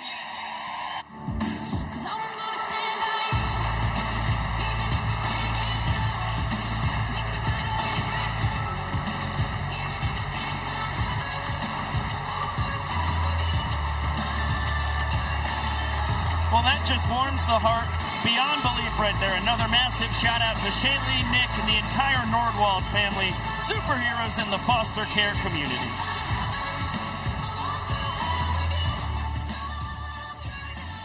Let's hear it one more time for our Bananas Foster family of the game.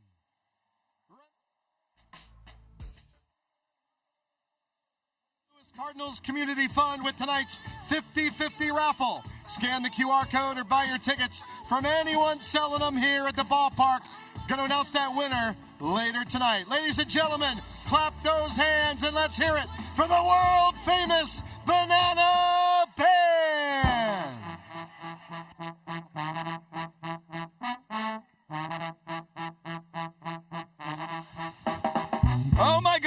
YouTube, it is just us while the Banana Band blasts away. How about that drum set up there? That is sweet. I hope you are having a wonderful Saturday night. Thank you so much again for spending it with us. I also really hope you enjoyed Dan Oberst on the mic. That was really a treat for Josh and I. I always enjoy Dan Oberst on the mic. He is one funny son of a gun, as is Ty Jackson. It's sneaky. It's sneaky humor. Did we ever find out? I don't think I zoned out. Did we ever find out who the other contact in his flip phone was? I don't think so. I don't think Dan gave him the option. It's Jesse Cole and a mystery. Right. Could be anybody. Maybe his wife Hillary? That's my guess. Derek Clemma? Could be.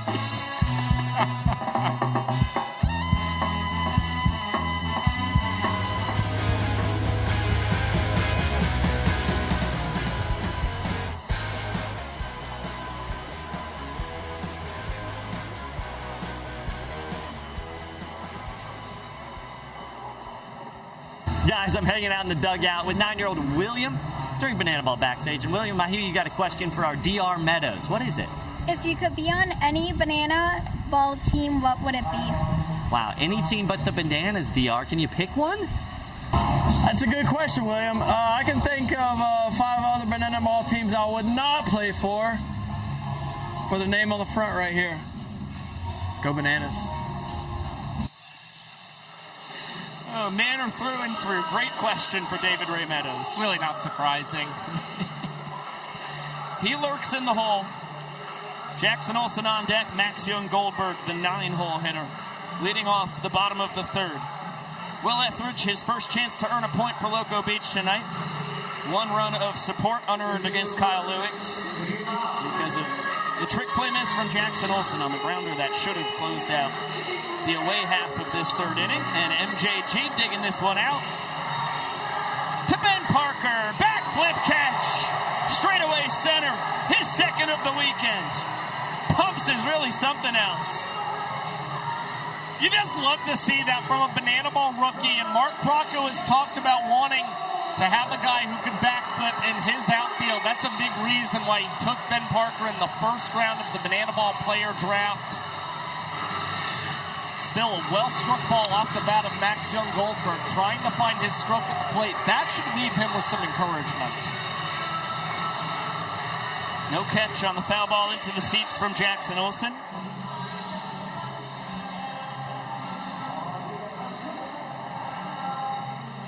See if he can pick up his pitcher.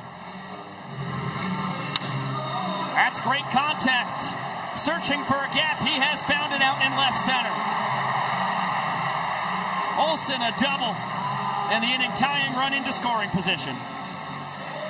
I've said it before, but I'll say it again. We're right now in the middle of an Olsen-assance for the Savannah Bananas. He's been killer over the last couple of weekends. Now 3 doubles, a pair of home runs, 5 runs batted in for the Savannah Bananas. He has really been a powerful force at the bottom of this team's lineup. It makes the lineup so much deeper as DR is plunked in the ribs. That is not a fun place to get hit by a pitch. Fastball from a fireballer like Will Etheridge. Yeah, that does not feel good. It does put the inning winning run on the bases for the Bananas. Meadows fouled out to the fans his 1st time. And now Kyle Jackson has something special for us.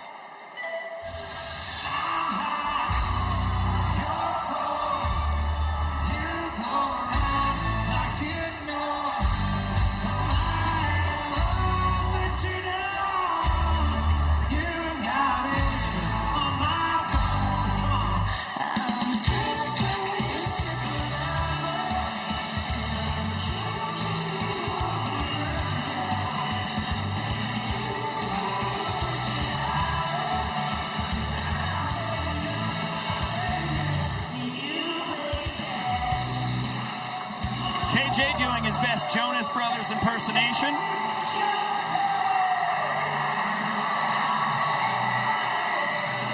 Had one of the best plate appearances of his season to open up this contest for him. 12th pitch, badly earned a ball for Sprint his 1st time. Came around to score the inning winning run in the 1st. and takes the changeup outside. It's a 5-pitch mix for Etheridge. 4-seam, 2-seam, cut fastballs, changeup and slider. He'll throw any pitch at any count.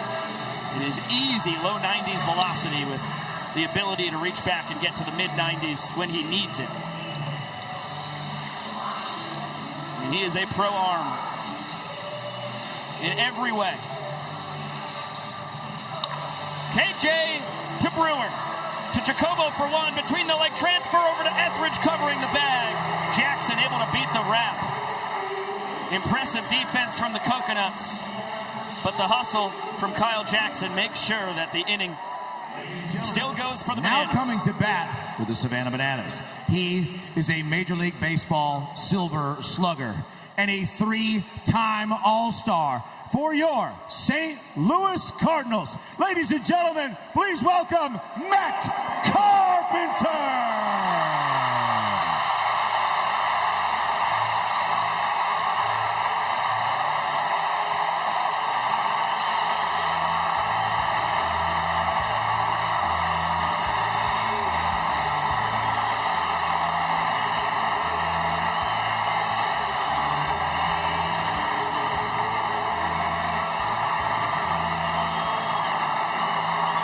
That is a massive ovation for Matt Carpenter, and well-deserved.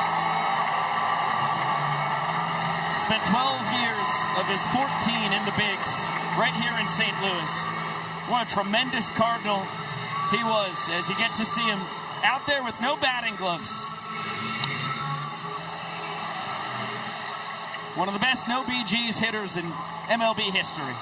I mean, this guy was such a force with the Cardinals, had nearly 200 hits in 2013, led the National League, finished 4th in MVP voting that season, had another top 10 finish a couple years later with the Cardinals.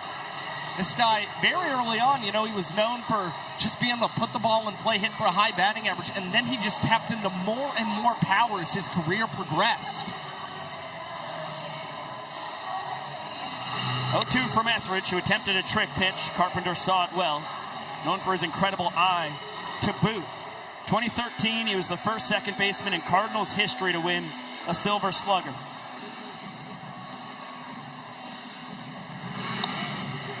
Watches another fastball sail in, up and out. Little shake of the keister and a smile. And this is a guy, he was playing for the Cardinals in 2024. He has not been out of Major League Baseball for long. Good lumber, deep out to right, but Antel has it played. He snags it to put an end to the bottom of the third. Boos rain down as the Loco Beach Coconuts have tied this game at a point each. That's a great plate appearance from Matt Carpenter. A quality AB nonetheless for Matt Carpenter, who thought he might have left the yard in Busch Stadium yet again. Nonetheless, the Coconuts now draw even. We have a 1-1 ball game through 3.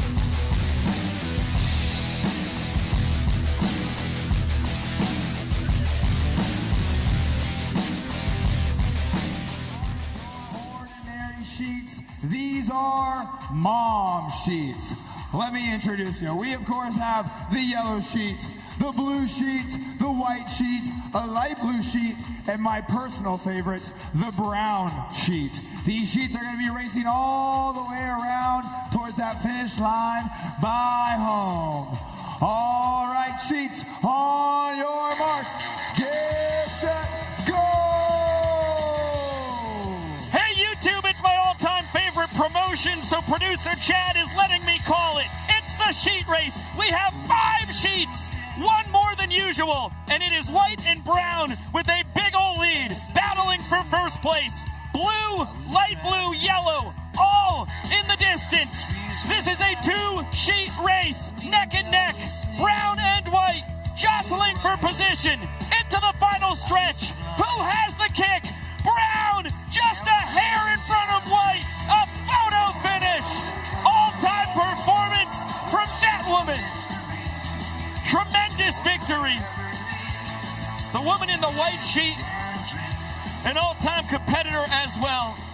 She takes second place by just a hair. Oh, that was exhilarating. Thank you, Chad. Thank you, Biko. Oh my gosh. Oh, I love the sheep race.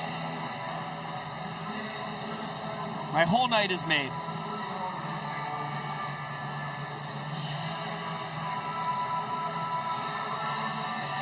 All right, and ESPN2 joins us in 10 seconds. YouTube.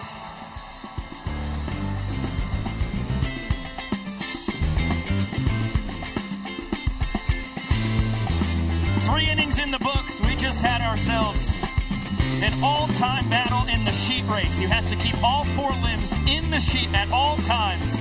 And look at this photo finish. It does not get closer than that. Putting their bodies on the line. Collision at the close of that battle. Very impressive performance by first and second place there. Front door bender for a strike to Gideon Antel. Kyle Lewig's out for a second inning of work. And he's got Jackson Olsen, a trick play. Whipping it between the legs to Ziegler over at first to take care of the Ant-Man. Yeah, that's a makeup play for Jackson Olsen. Had the trick play missed. The last inning against Tanner Allen that cost the Bananas was a reason they surrendered that point to the Loco Beach Coconuts. But nonetheless, if he can keep pouring in the trick plays over there at second base, this team will be able to deny an equalizer point yet again this weekend. Eric Osberg, a ball for a sprint his first time. He's reached 4 out of 5 plate appearances this weekend. Tremendously talented ball player. A two-time Western New England Prep Baseball Player of the Year back in 2013 and 14 before heading to the University of Hartford. Career .342 hitter with a .442 on base percentage for the Hawks. Got himself a 13th round selection from the Tampa Bay Rays in 2017. He spent 7 years in their organization, the last 3 at AA Montgomery. In the last 2 years in the American Association, OPS well north of 800 in both of them. As he lofts this one the opposite way, Robert Anthony Cruz eyeing it up. And he will pull off the backflip catch with a pose at the end. 8th trick play of the ball game for the Nanners.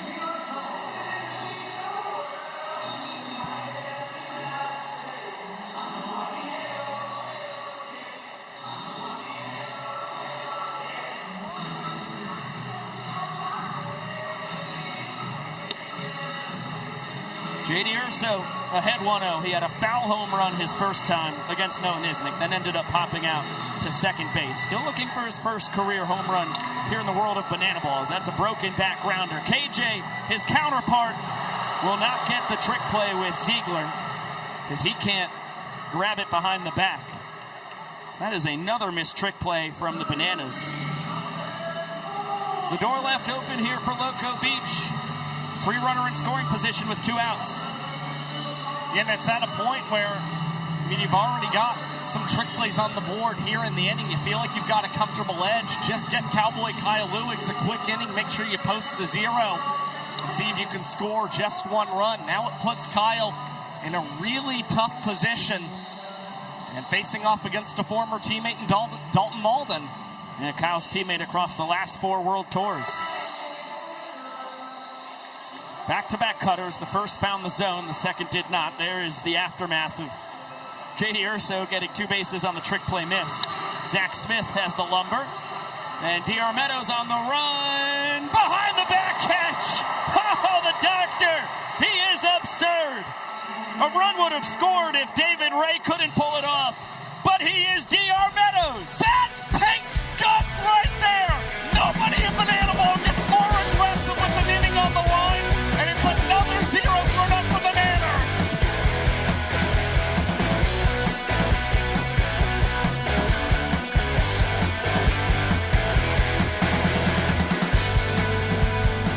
Stand up out of your chairs. I also need you to put your hands way up in the air. Hands up in the air because it's time for a little Hey Baby. Clap them right now. Here we go. And St. Louis, I know you know the words. so we're going to need you to sing.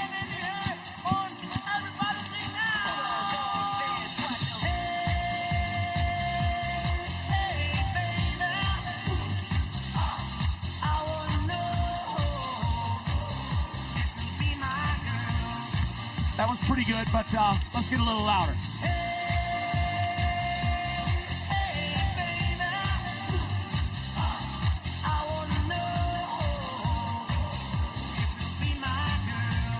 There it is, St. Louis. All right, keep clapping. We're going to shuffle.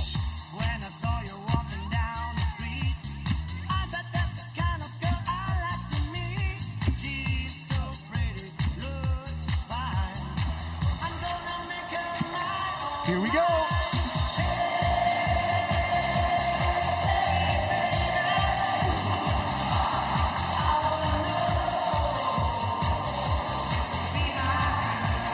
One more time, loud as you can.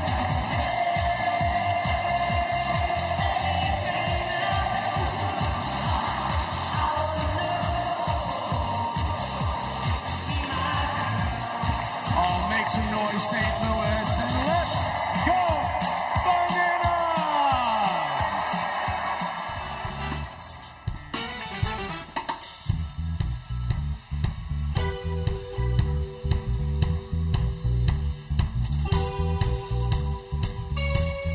Middle of the fourth inning here in St. Louis.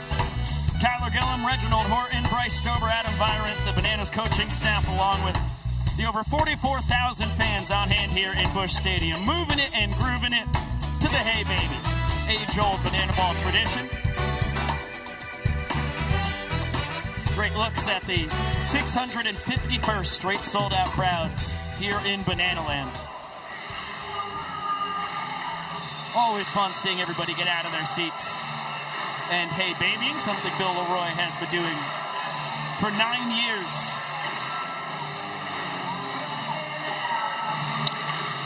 He smokes that foul. Bill was the hero of the first inning for the Bananas with 2 outs.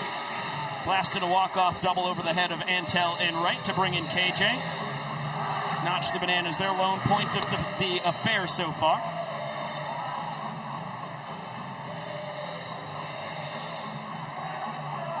Third run driven in of the weekend. That is an impressive take on the slider from Etheridge out for his fourth inning of work. He's been pretty efficient, 52 pitches thus far.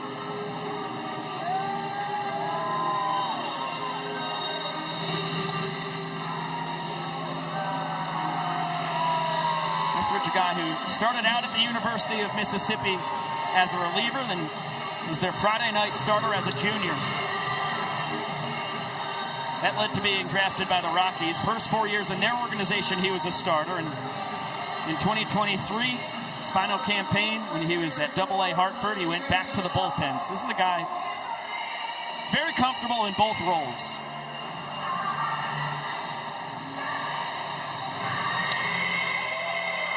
And Leroy, a home run in an elevator shaft.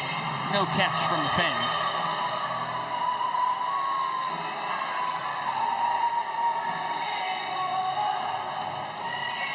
He's in the cleanup spot for a second straight night here in Busch Stadium. Alexiadis, then Cruz here in the last of the fourth. And a lot of 3-2 counts for Etheridge here tonight.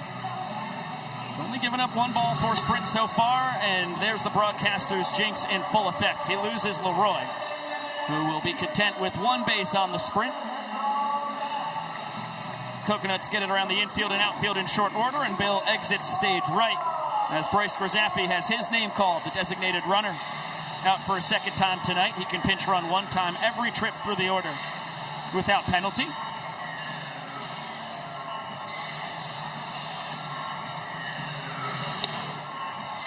And if he pinch runs twice during 1 trip through the order, then the second time it is a true pinch run, and he is burned for the game.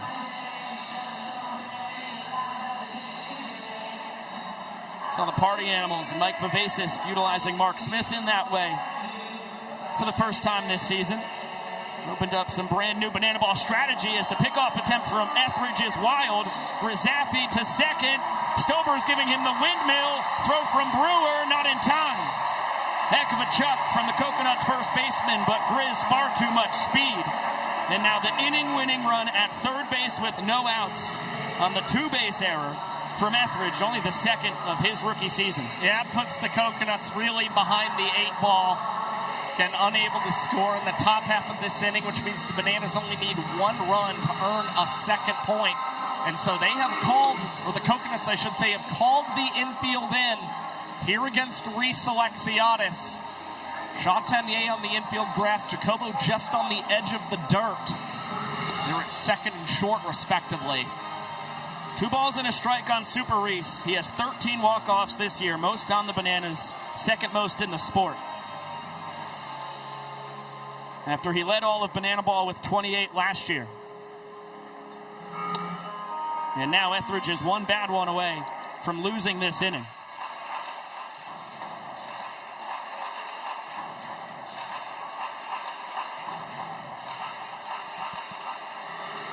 And nowhere near the zone. It's the first time we've seen Will Etheridge erratic on the bump tonight. It's a ball four sprint, a two-base error, and then another sprint. As Alexiadis has his 14th inning ender of the season, and the Bananas strike right back. They lead 2-1.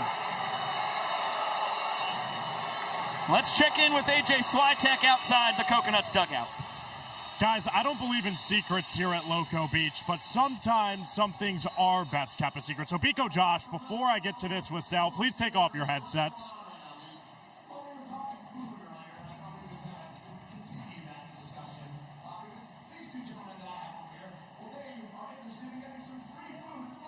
I'm glad you took them off because, Sal, we have a challenge for you, fans first in every sense of the term. Today, I went in the YouTube chat. I told them we don't believe in secrets here in Banana Land. Actually, we want you guys to give us 3 words that Sal has to sneak into his mic'd up that's coming up later tonight. So, Sal, first and foremost, it's fans first. You know I've got to have a Sharpie on me ready to sign autographs. Here, you take this for a second. Hey, guys. Well, you told me you've struggled with memory, so I thought maybe you want to write these down somewhere. Maybe not on the glove, but Sal, tonight, during your mic'd up, you're going to have to fit in 3 words. We want stunned. We want slow poke, and we want adventurous. Biko and Josh are going to have a conversation with you. Do you think you're going to be able to sneak those into your answers? I already forgot the last word. Adventurous. Good enough. I think I'll be able to do it. Okay, Sal, where did the memory problem come from? You told me before the day, you said, I'm going to have to at least write them down. Has it always been that way? Yeah, I think it's just my severe ADHD. My mind's just everywhere, and that's why I like Banana Ball so much, because I'm just like, there's just so much going on. Not to put your mind in 10 different places, but let's put you on the spot right now. I'm going to ask you a question. Practice trying to fit one of those in. What's your favorite part about Banana Ball? I love it whenever I can go out there and do a trick play that's like crazy cool, and just look out on the crowd and see how stunned they are at my trick plays. Love it. All right, Biko, Josh, you're in for a thriller. You just don't quite know what yet. Sal, I'm looking forward to hearing you on the mic here in a moment's time. Appreciate it. Okay, thank you, AJ. I'm guessing you just tossed it back to us because Chad Reese, our producer, said I can put the headset back on. I've got a secret for everybody here in Bananas YouTube world, ESPN2, Disney+. Josh Talevsky never took off his headset, so he knows what all these words are. I did not have AJ's audio. Oh! I did not turn his feed up. Smart. I wanted to be honest. Okay. I'm not here to cheat the game. No, How dare you? Well, you were ready to out me, just like that. I did. I tried to out you. I forgot we've got these... Ye of little faith, Biko. I forgot we've got these consoles where we can just turn people off in our ears. Son of a gun. Okay, well, I literally had the headset off the entire time. I didn't think about the fact that I could have just turned him off with this little reporter knob. Knob number 4. That's some great ingenuity by you, Josh. I'm just listening to directions. Full headset off.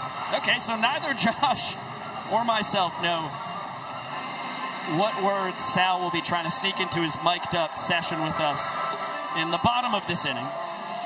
It's Peyton Chatanier, then Grady Morgan, and at the top of the order, Ben Parker, due to swing it Here in the top of the 5th, Kyle Lewig's out for his 3rd inning of relief. So far, an unearned run in the 3rd, his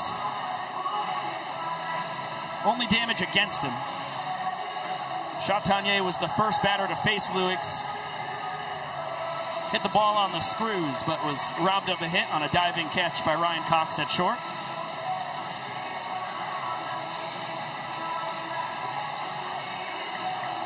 Fooled on the slider to even up the count.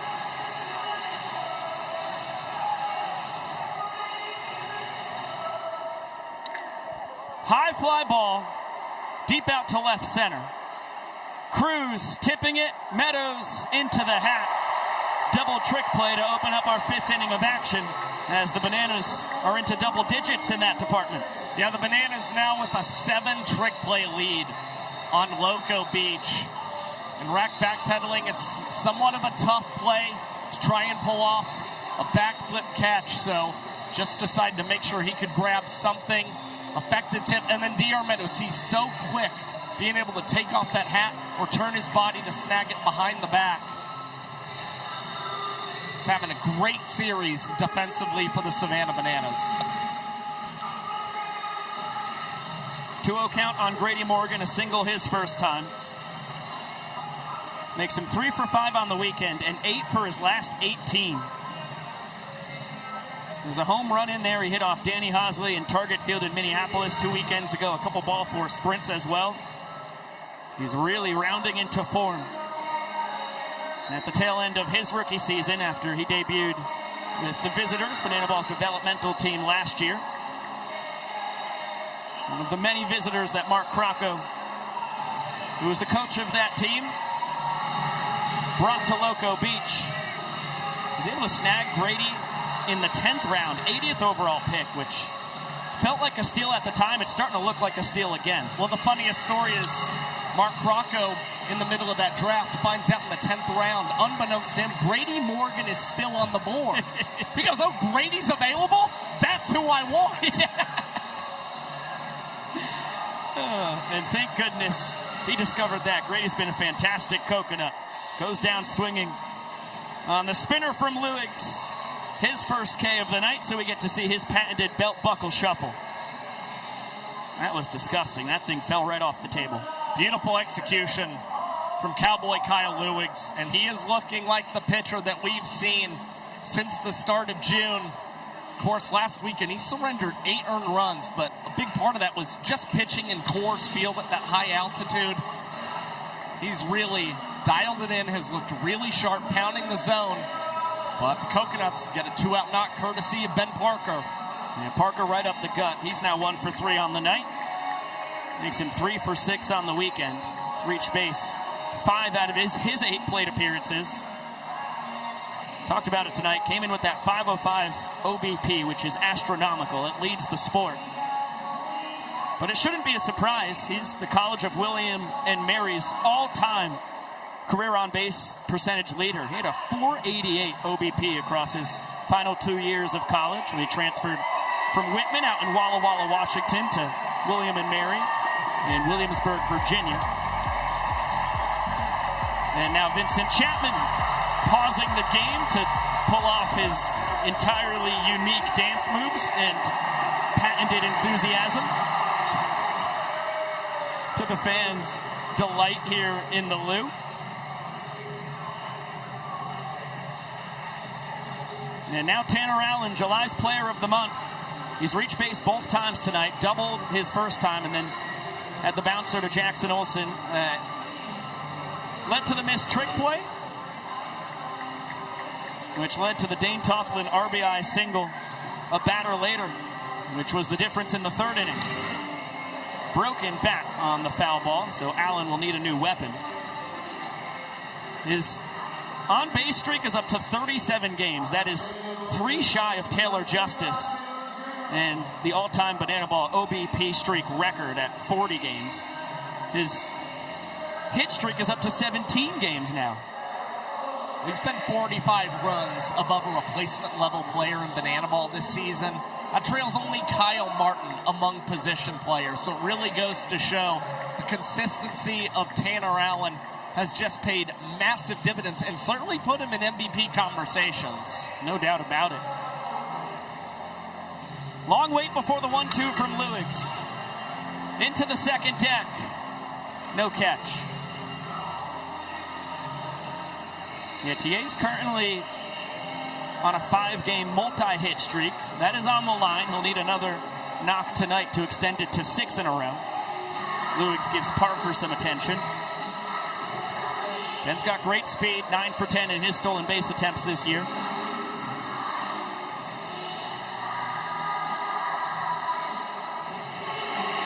TA down swinging.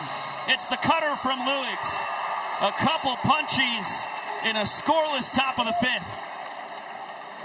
No strikeouts through his first 2 innings of relief. Gets 2 here in the 5th inning. And against TA, that feels nearly impossible. Nanners, nonetheless, still out in front, 2-1.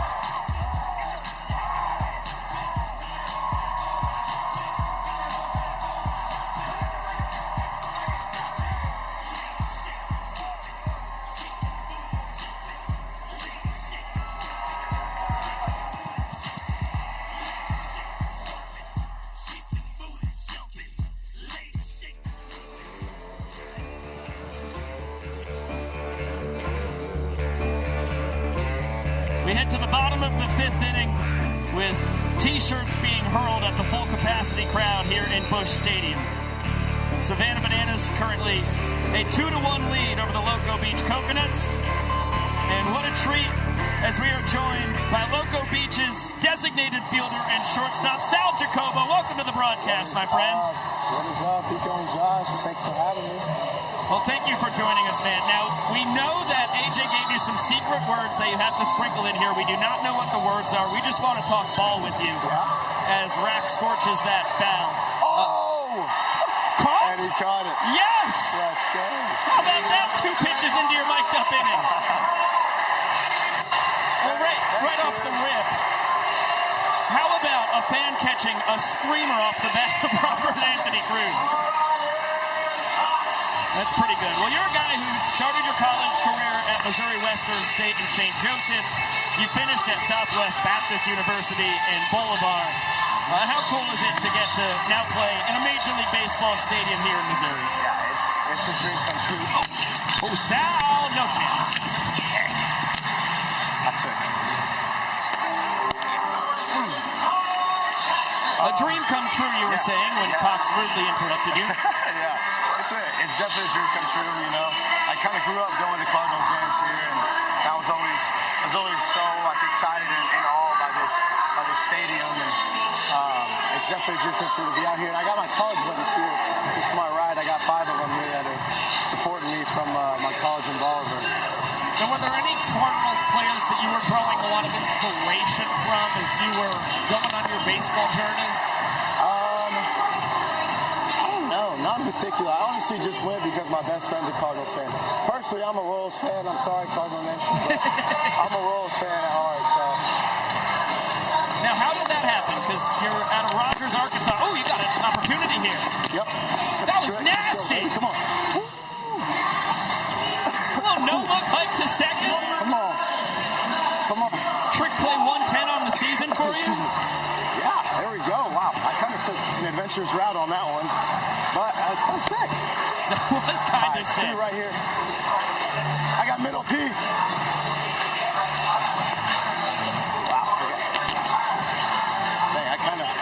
I was kind of mid-sentence there, kind of mid-cough on that ground ball. I'm a little stunned that I even made that play. Multitasking at its finest. But yeah, I guess it makes sense. Was it just the fact that you're about 2.5 hours from Kauffman Stadium compared to a 5-hour drive here to Busch Stadium? Like, how did the Royals win that battle? Because I know exactly. Oh no. Max Young Goldberg. See you later. Really quick, Sal. Give it to us. So my hometown has the double affiliate of the Royals, and they had a player who I grew up watching named Salvador Perez. That's my guy, and my full name is Salvador, so that's why the Royals are my favorite. Well, Sal, it was brief, but it was a blast getting to chat with you. Appreciate you, my man. Thank you very much, Sal. Appreciate you. Love you too, Sal. And Max Young Goldberg loving every second of his 4th home run of the year as the Bananas lead 3-1. I mean, that just feels so good for Max Young Goldberg in a little bit of a slump as of late for the Nanners. But now they've got a 2-point advantage, and the Banana Ball rookie who's been grinding in the cage, rounding back into form.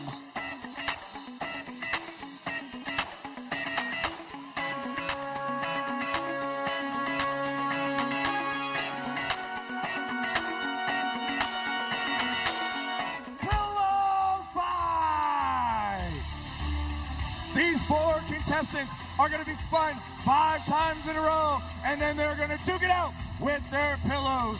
So count it with me. Ready, go. Spin 1, 2, 3, 4, 5. Let's get it out. Oh, they're getting close. They're very close. 2 of them are right there. They are swinging for the fences. They're getting real close. There it is. They're duking it. They are having it out. These gentlemen are fighting. One's getting close. The 4th one is over there. All right. Yes. Keep fighting. Get it. 10, 9, 8, 7, 6, 5, 4, 3, 2, 1. Time. All right. Yeah, come on over here. All right. If you think Alex wants to win.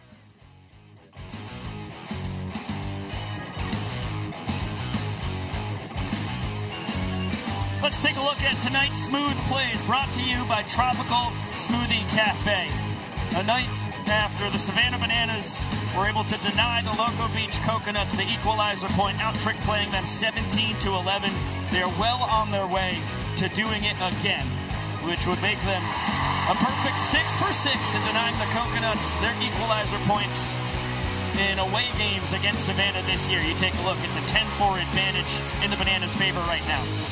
Yeah, the Bananas, I mean, they knew they had to put the pressure on the Loco Beach Coconuts. This team has grown better and better in their trick plays in their inaugural season. And I'll tell you what, one of my favorites from tonight has got to be what we just saw from Sal Jacoba while he was mic'd up with us. Hiking that one through the legs, deep in the 6-hole to record an out. And now Kyle Jackson whips this across the diamond. It is another quick out for Cowboy Kyle Lewis as well. Cowboy Kyle into his 4th inning of relief. Came in after 2 scoreless from the Banana starter Noah Nisnik. And it's just an unearned run against Lewis that led to the lone Coconuts point back in the 3rd inning. Remember, in Banana Ball, you win an inning, you get a point. So that 3-1 score is because the Bananas have won the 1st, 4th, and 5th innings. Coconuts have won the 3rd. I've got to imagine tonight that the Savannah Bananas were thrilled to be able to get 2 great innings from Noah Nisnik. And then put Kyle Lewis on the mound as we hold that thought. Jordan Brewer blasts this out to deep left center. Meadows with the tip. Rat cannot catch it under his legs. So Robert Anthony Cruz out there in left field has trouble with the Banana Ball. That puts Jordan Brewer in scoring position as you see it just clangs off the leather. And Luigs will have to work out of another jam. But again, Bananas shouldn't have to feel too worried. They have loved in years past throwing Nisnik out and then immediately having Cowboy Kyle Luigs follow him. They've gotten so much success from that duo. And you see it on full display yet again tonight. It has clearly helped the Bananas as they've only allowed 1 point so far to Loco Beach. Yeah, that's the third missed trick play behind Luigs across his 3+ innings of relief. As there's a bouncer past Cox from Gideon Antel. Brewer racing home. The throw from Meadows never had a chance. Loco Beach immediately capitalizes on the free runner in scoring position. Gideon, his 38th run driven in this year. Loco Beach, their second run of the ball game. They've got a chance to earn the point here in the 6th.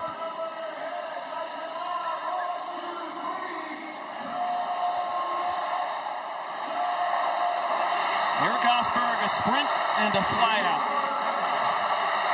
So far here tonight. A great take on the slider south of the knees.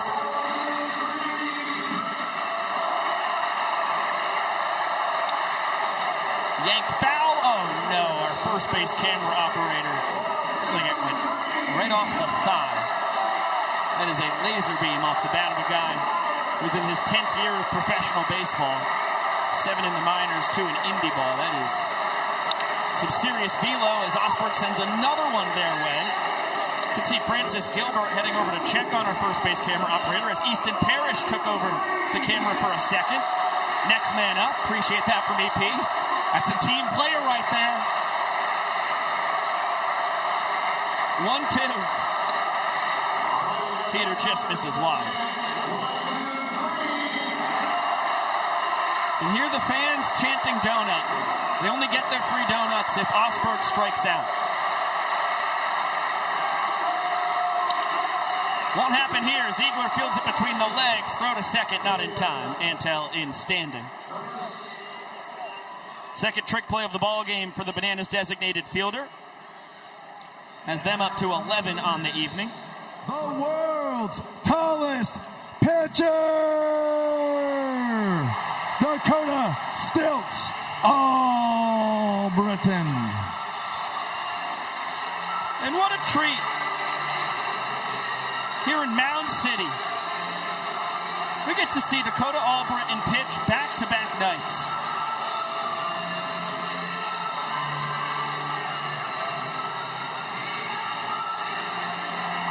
Faced 3 batters last night. It was a missed trick play behind him, but he cleaned it up pretty quickly. Yeah, he looked effective out there on the mound. Was in the zone pretty well. And last season, Dakota Stilts Albritton in the Bananas' first ever game in Busch Stadium, he was the winning pitcher. So the Bananas clearly know there's some good mojo throwing Stilts here in this ballpark, and that's why they've elected to do it for a second straight ball game. That he's first up. We hadn't seen him since May 21st against the Tailgaters. All the way back in Knoxville, Tennessee. Now we get to see him on the mound for a second straight evening. Talked to him in the locker room earlier today. He said, I'll probably be hitting again. Look at that, Stilts. You never know what you're going to get to do. Any night in Banana Ball here in his 6th World Tour. Great scoop by Bill Leroy to make sure that Antel stays put at second. 2 balls and no strikes on J.D. Urso. A pop out and reached on a trick play his last time, or trick play missed rather his last time up. Number up the middle. Cox, 360, doesn't have a play. Infield single for Urso. Runners on the corners now with 2 outs. 1 run already home. And it looks like we're going to get a specialty walk-up here. It's Dalton Malden's spot in the order, but I do not see Dalton anywhere near the on-deck circle. See who's hitting here for the Coconuts. I don't think it's going to be Andy Archer.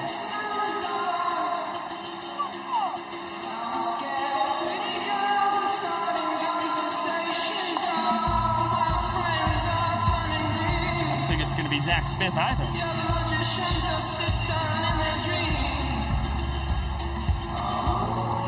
Austin Krasminski, he's still on the mend.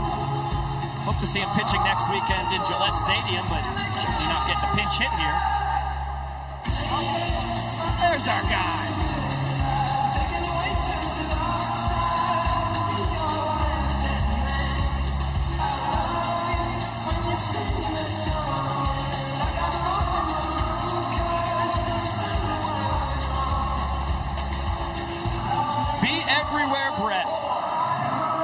Carson coming in from the stands. Kid out of Asheville, Ohio. Big smile towards Dakota Albritton. Don't do that. Josh talked about it last night. This is a guy who grew up a diehard Cardinals fan, and he is now 4 for 6 on the weekend. Yanks that through the 4-hole. He's got himself a second RBI on the series. And now it's a 2-spot for Loco Beach here in the 6th. And impressively enough, I mean, we saw Brett Carson playing every day for the Texas Tailgaters last season. It's been kind of in a platoon role for Loco Beach this season, but he's already topped his RBI total from a year ago here in his second Banana Ball campaign. And after an RBI triple in the last night's contest, Carson with a ribby off the bench.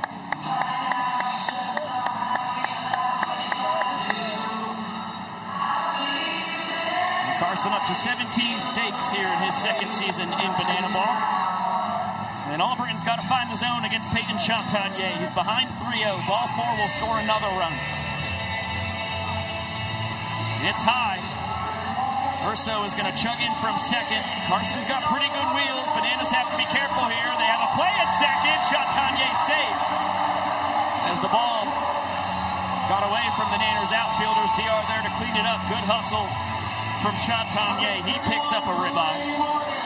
Carson over to third. Urso across the plate. And now a 3-run top of the 6th for the Coconuts.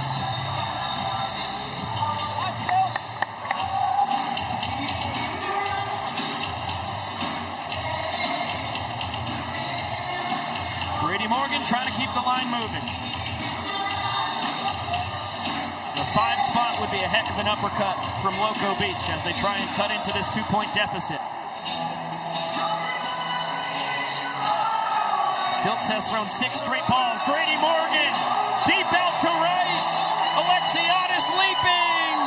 Cannot make the play. It is a 3-run homer. I got him. Super Reese thought he had a chance at it. Instead, it's the 3rd home run on the year for Grady Morgan. And now a 6 spot for Loco Beach. AJ Switek for the immediate post-homer interview.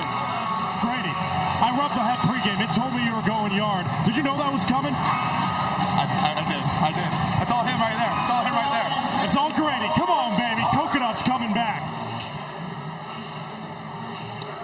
Well, they had an 8-run 3rd inning last night.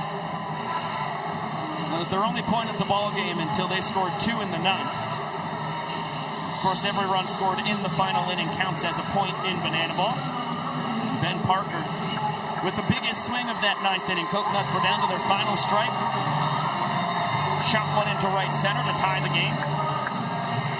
Set up the Tanner Allen RBI double that gave Loco Beach their first lead of the ball game immediately after.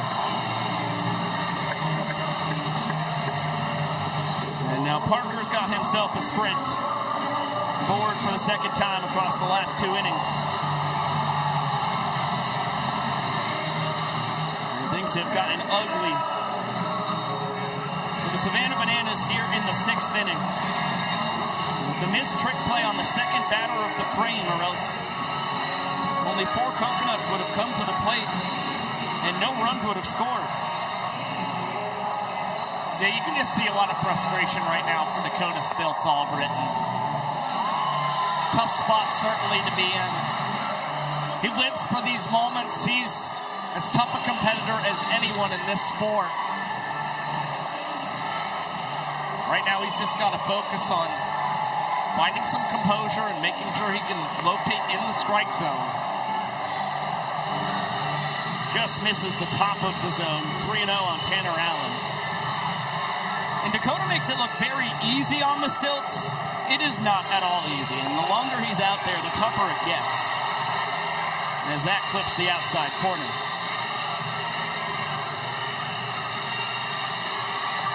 (3-1) to TN. Fouled away, the count is full.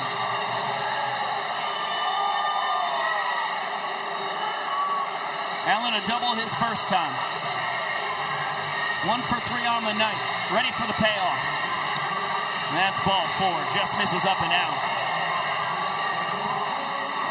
Parker will go first to third.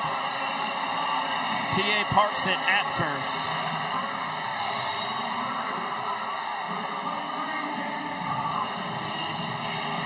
And Dane Toffland, who started this inning with a ground out to third, the 11th coconut to swing it. Nearly plunked, able to jackknife out of the way.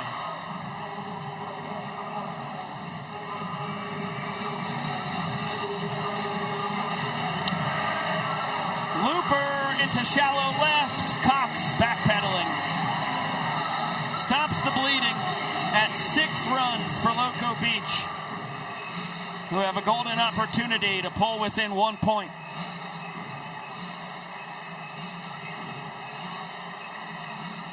Grady Morgan, the biggest swing of the top of the 6th inning, the 3-run homer that doubled their lead in runs.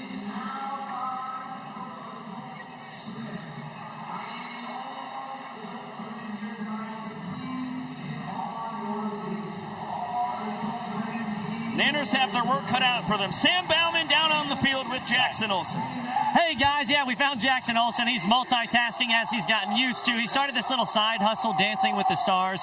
Jackie, first full week doing it. How's it feel? Feels great. Having the time of my life. It's a lot of travel, a lot of dancing, but I'm so excited for it. And of course, we know you haven't revealed your partner yet, but we figured since we're close, we're friends, you probably want to tell us who your partner is, Jackie. Yeah, absolutely not. Okay, all right. Well, I mean, you guys at least you're getting some chemistry. You feel good with whoever it is you're working with? Feel great. Feel absolutely great. So much fun. That's all I can say, though, right now. And their name is? Guys, okay, fine. Bingo, Josh. We'll throw it back to you. We're getting nothing from him. Okay, it's back to you guys. No. Sam, come on, okay, man. Jackson, it's just us. You can tell me now. Go ahead, yeah. Get out of here, Sam. Jackson. Sorry, guys, I tried. What the heck? I thought he liked me. Track him down, Sam! I'm just kidding. It's okay. It's okay. I was ready. Just tell us. Oh, my gosh. No Big J journalism today, guys. Now, steel trap, Jackson Olsen. But you tried, and that's what really matters. Thank you for the attempt, Sam. Well, we'll find out eventually. The show's going to be on ABC. Can't hide it for long.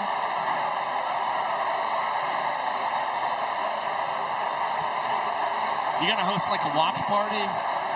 That's gonna be appointment viewing for me. I'm not even joking. Oh my gosh, you kidding me? Jackson on Dancing with the Stars? Every second, I will soak it up. I'm thrilled. Decent chance I get a little watch party going. The old JC.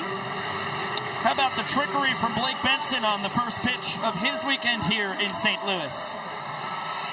He was on the Party Animals last year. A funky southpaw. One of the entertainer players for Loco Beach, but he has been so much more than that here in his sophomore campaign. Behind Olsen, 3-0. And a pitcher's pitch to get back in the count.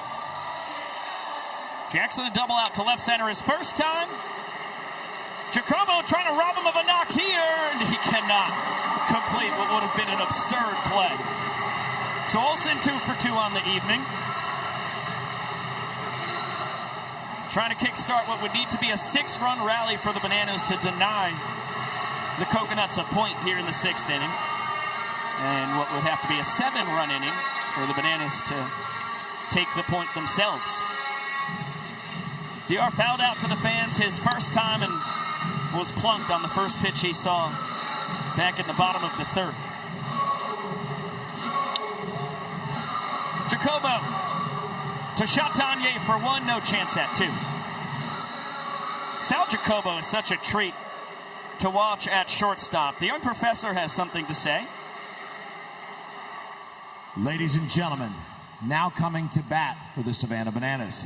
He is a former MLB All-Star, a World Series champion, and the World Series MVP for your 2011 St. Louis Cardinals. Ladies and gentlemen, please welcome David Freese.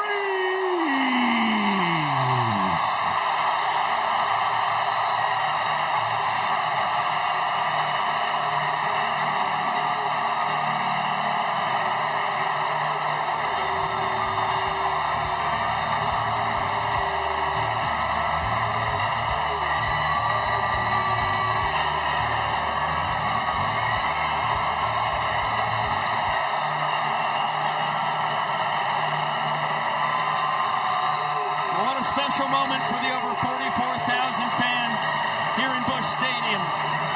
They get to give David Freese, the hero of that 2011 World Series, another big-time round of applause. He spent his first 5 years with the Cardinals across his 11 years in the Bigs. And of course, with St. Louis down to their final strike, Game 6 here in Busch Stadium, the two-run triple off Neftali Feliz tied the game at 7, and then the walk-off homer to what is now called Freese's lawn in straightaway center in the 11th.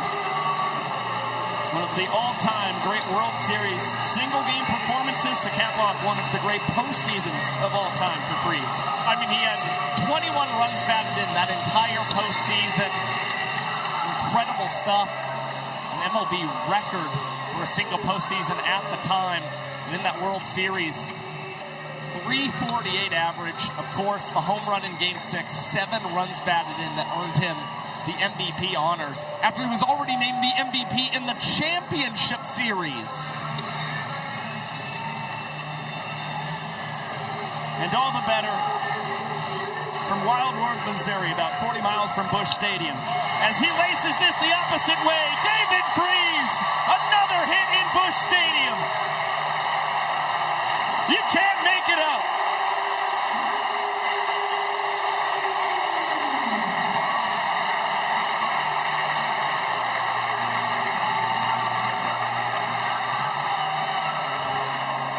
He is ridiculous. Right now, nobody is sitting down in Busch Stadium. The reverence that they have for David Freese is unbelievable. Now Oberst hits this over to Jacobo. He transfers between the legs. Chatagnier does the same, trying to turn that at the second base bag.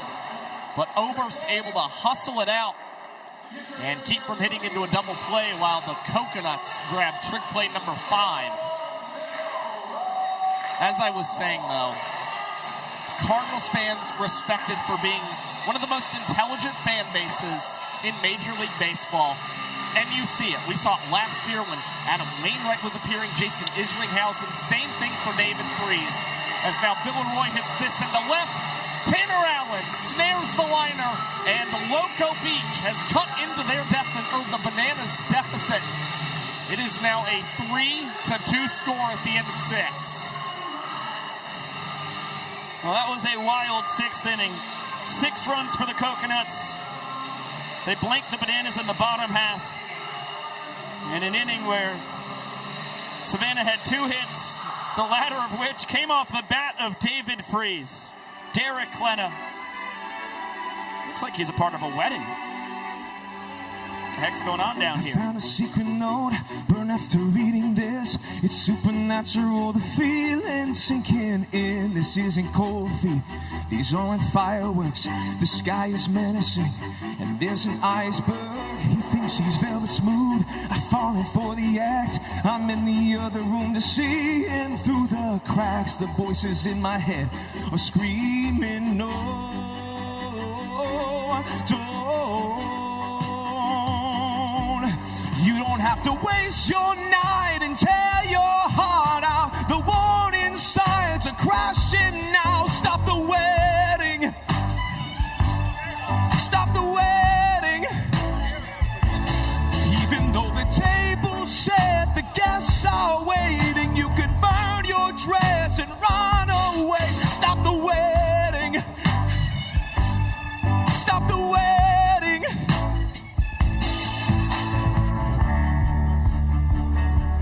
Now coming to pitch, number 24, Derek Klena.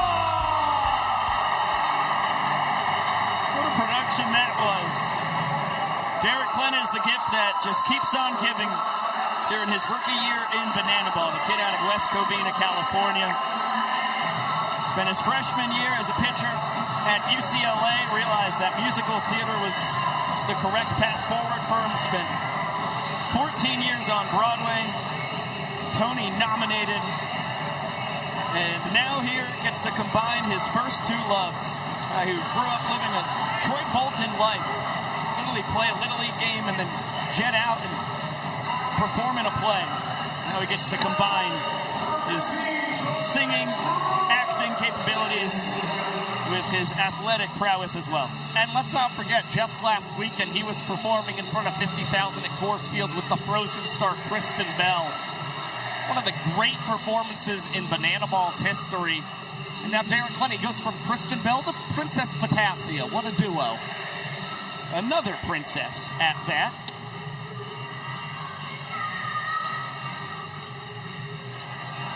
Ball and a strike on Jordan Brewer, the cleanup hitter for Loco Beach.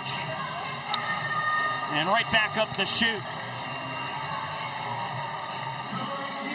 Brewer reached on that trick play, missed. That opened the floodgates for the Coconuts. Kicking off the 6-run 6th inning they just had. That will be the only batter Klana faces in a tight game. He will give way to Tristan Levesque. Another fantastic rookie for the Bananas, their 5th-round pick out of Niantic, Connecticut. Tremendous numbers for Tristan after college career at the University of Rhode Island. He has come into Banana Ball, high 90s, or high 80s, low 90s fastball rather, changeup, curveball, slider, and has had hitters off balance with surprising giddy up on the heat, set up by the breaking balls and a disgusting change. Saw the changeup right there. Just disappears, but Gideon Antel saw it perfectly out of the hand. Well, he's undoubtedly been the best Bananas pitcher against the Coconuts this year. But how about Gideon Antel hitting this one out to left field and out of Busch Stadium? The Licking, Missouri native with the home state blast.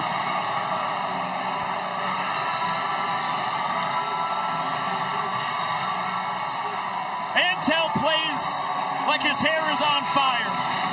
What a stupendous rookie season he has had. And another big-time moment for a kid who grew up a Cardinals fan, A.J. Swiatek. Emotions. It's the world to me, man. I just got my pitch. I put a good swing on it. And, you know, not to be selfish, we made my night a little bit. I hope we go and win this game because that's what really matters. Let's do it. Let's go. Let's do it. Let's go. Beach to you, baby. 2 bombs. Beach to you as well, AJ. Yeah, back-to-back innings with the long ball for Loco Beach. Grady Morgan, the 3-run shot in the 6th. Now a 2-run homer for Antel. And it's the boys towards the bottom of the draft. We talked about it. Grady Morgan, 10th rounder for Mark Crocco and company. And then Gideon Antel, the other 10th round draft pick for Loco Beach. He was taken just 7 picks before Morgan. They have both homered here in Busch Stadium. As Eric Osberg sprays this the opposite way. Off-balance throw from KJ on the money. Makes a tough play look rather pedestrian. And a big first out for the Bananas. Well, this is, like we talked about during our pregame show, where things always get interesting between the Bananas and Coconuts. There have been so many lead changes in the last 3 innings. And right now it's looking like Loco Beach very much in a position to tie up this ball game. And of course, anything can happen in the 8th inning, and especially the 9th, when every run that's scored counts as a point, as Urso lines this fair down the line. And Peter Collada has been hit by that banana ball. Now an interesting banana ball wrinkle. That's mascot interference. And it could be up to the umpires to determine where Urso would have been had interference not occurred.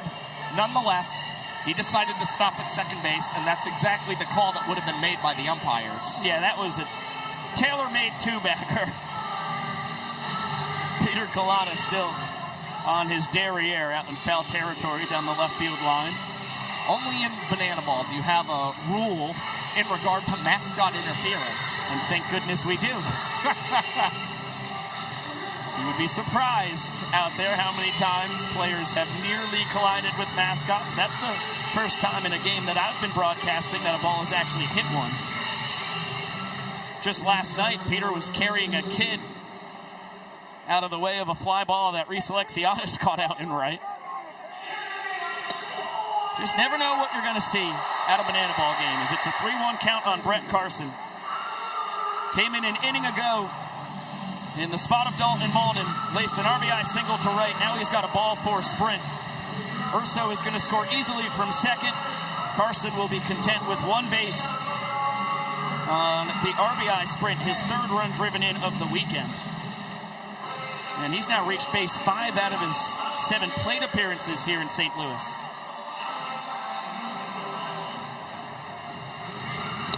Coconut's offense has woken up in a big way. Chatagnier had an RBI sprint an inning ago. He's fooled by the changeup from Levesque. Coconut second baseman behind 0-2. And that's the bread and butter from Levesque. Chatagnier able to leave off the high fastball. But it's the soft stuff blowing away, followed up by the gas at the top of the zone or just above it. Has led to such a productive first year in the sport. With a couple good takes from Peyton. He's worked the count even at 2-2 and falls victim to the changeup. Levesque, his first strikeout. Yeah, and right now the pace really going to have to increase. So we're here in the top of the 7th, and we just hit under 11 minutes on that 2-hour time limit. Mark Rocco, he's going to continue to go to his bench, though. Caden Bowler up at the dish for the second time this weekend, and once again on the bowler board. Well, as you saw briefly, the numbers aren't tremendous for Caden. I think it's pretty obvious why. Just watching it try and hit on this board on top of a one-wheel. I can't quite comprehend how he does it. It's amazing his batting average is north of 100 as he's down on 3 fastballs. So Levesque, back-to-back ponches, but 3 runs come across. 1 charge to Derek Lena, the latter 2 to Levesque. The big swing. The 2-run long ball off the bat of Gideon Antel, his 4th home run here in his first season in Banana Ball. A laser beam out to left gives the Coconuts a great chance to tie this game at 3 points apiece. We're in a stretch here in August where the Coconuts and Bananas are playing each other 7 times.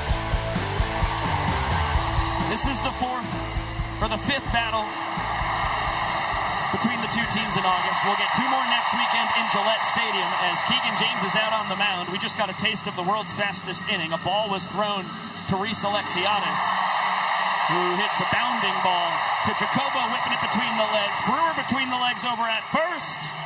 Double trick play to open up the home half of the 7th.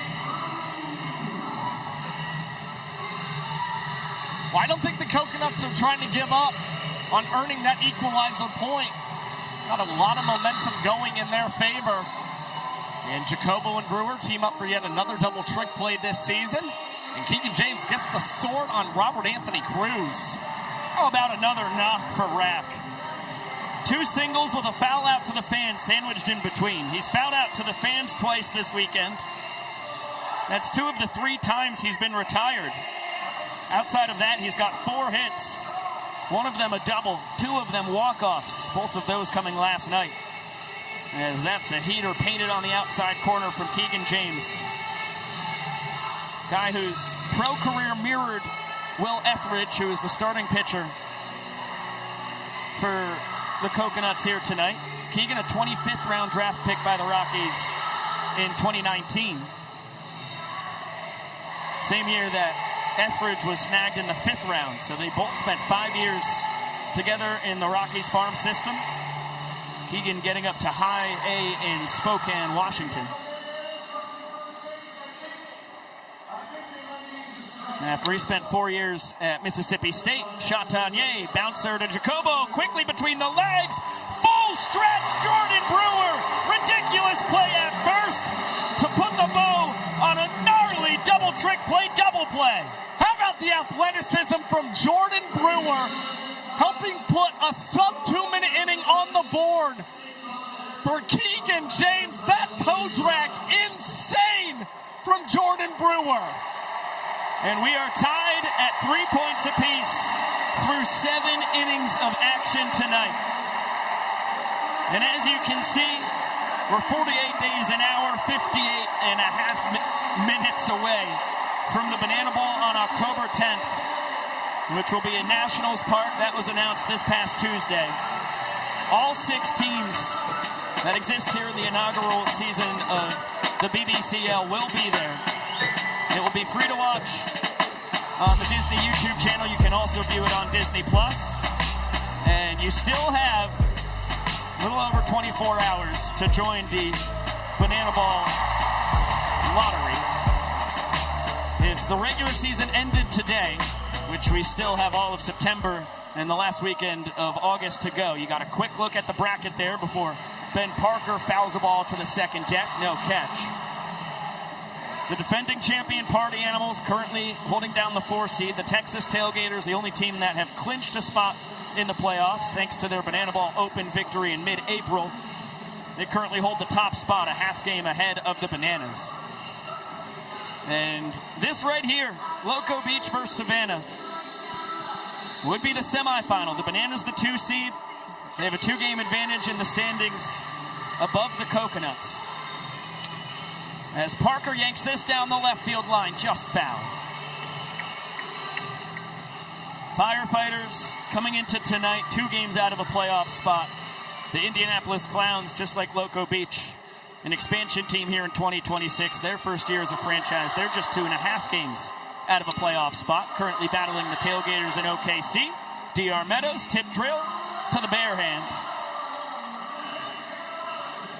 As the Bananas are up to a dozen trick plays with less than 5.5 minutes to play. Yeah, and the Coconuts have crept back on them in that trick play battle. They are down just 3 at the moment. So not only are the Bananas trying to continue to push the pace, but they want to make sure they've got a comfortable trick play lead as Alex Ziegler fields and takes it to the bag unassisted for a second out. Taking no chances there. Could have waited for Levesque to cover, tried to flip it under the legs or behind the back to make it 13 trick plays on the game. But TA, very speedy. And Ziegler making sure that the out was recorded. No funny business at all. Levesque has made quick work of the 2 top hitters in the Coconuts lineup. Now he sets his sights on Dane Toffland. As you can see, 1 for 4 tonight. RBI single was the difference back in the 3rd inning. Earned the Coconuts their first point.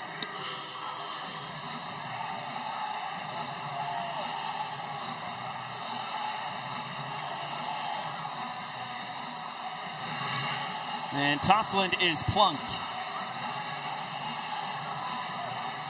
That'll help.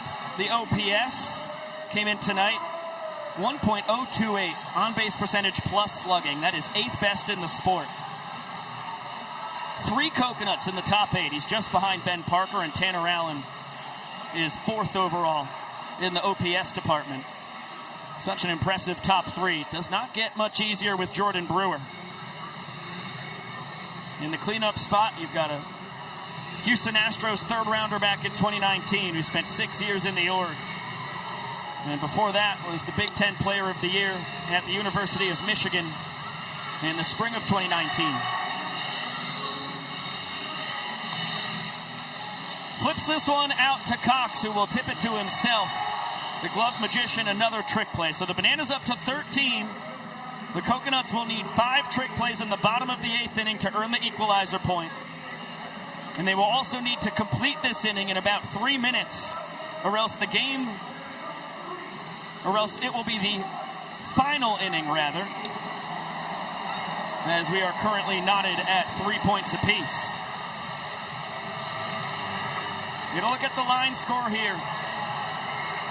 Another very even battle between the Coconuts and Bananas, as we have become accustomed to. Joe Filomeno will take over, working for a 2nd straight night.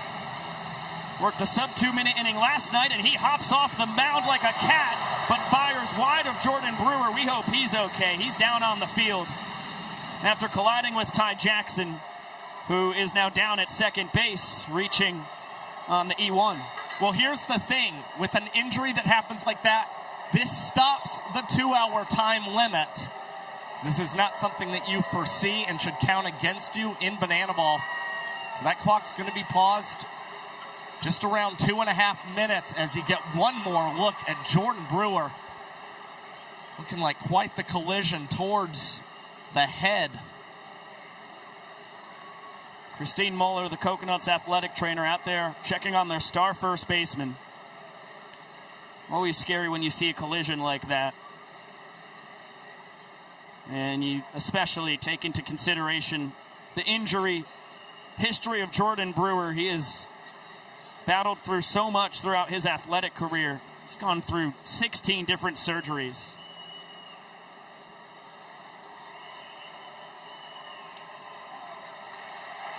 And great to see him back on his feet under his own power. Hyping up the crowd now.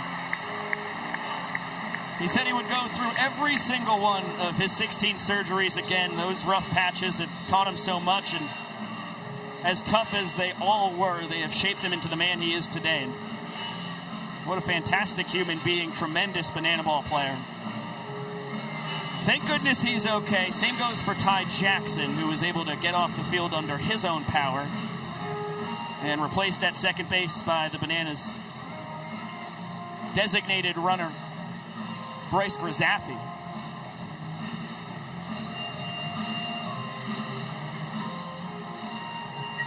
So the umpires, it is not. No, it is not. The umpires are asking if running within the baseline is a challengeable play in Banana Ball. It is not.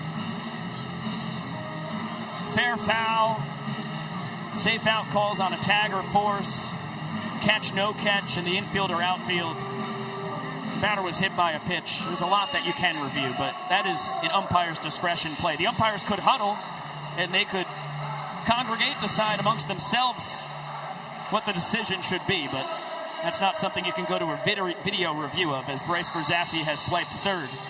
He had the huge steal of second base in the bottom of the ninth last night, and ended up scoring the game-winning run on the Robert Anthony Cruz walk-off. Max Young-Goldberg, a 2-run homer his last time. That walked off the 5th inning. Gave the Bananas their 3rd point. And he will earn a walk-off in back-to-back plate appearances. 4 straight bad ones from Filomeno. A gift of a point for the Bananas, who are back in front. They lead 4-3 going to our final inning. There's your lead change once again. And with every run about to count as a point, the Bananas narrowly out in front.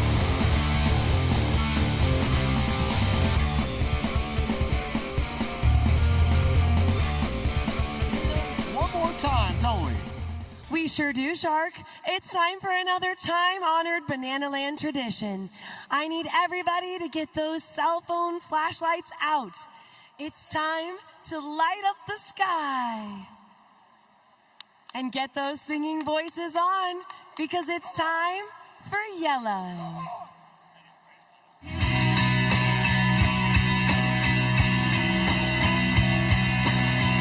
Look at the stars, look how they shine for you. Everything you do. Sing it loud, St. Louis. I came along, I wrote a song for you.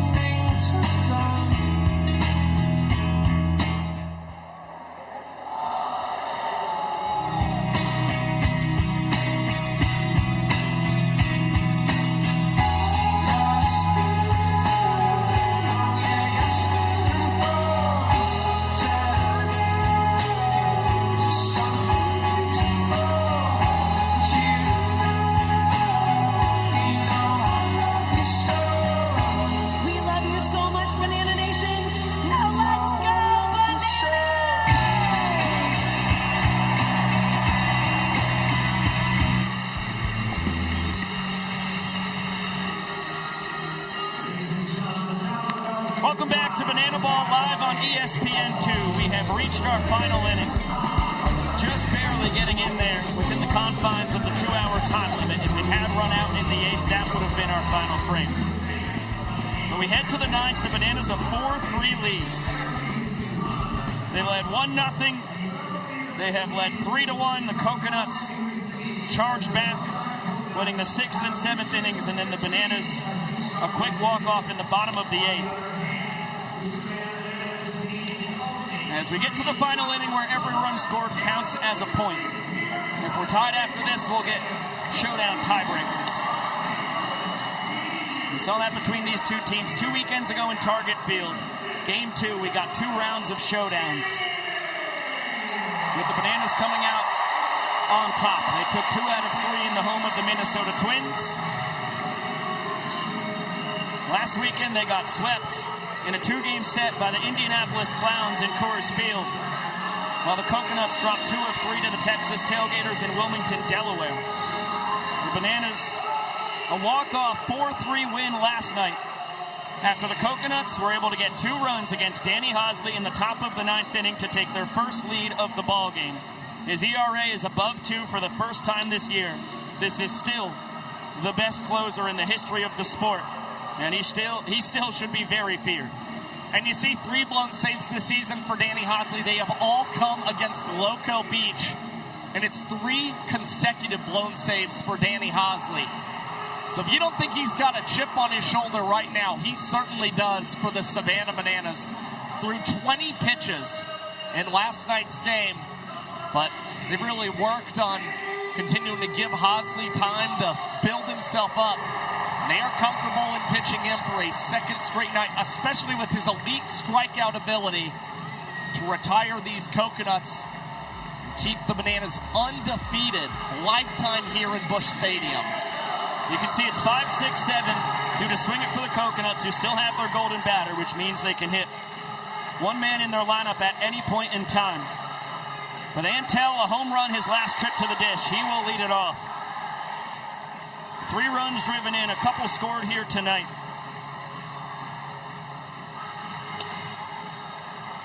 Takes the fastball outside to even up the count. For Hosley, it's a low 90s heater. The Vulcan changeup, his best pitch. And then the 12-6 curve as Antel feathers that right back up the chute. The game's tying run is aboard. The Ant-Man hits in 3 straight at-bats. And here comes the Coconuts golden batter.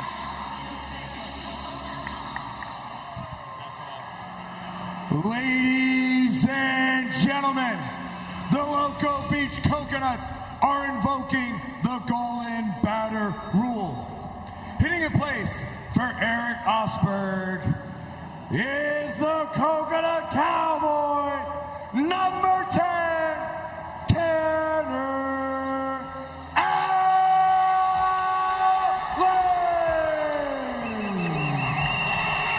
No-brainer here for Mark Crocco.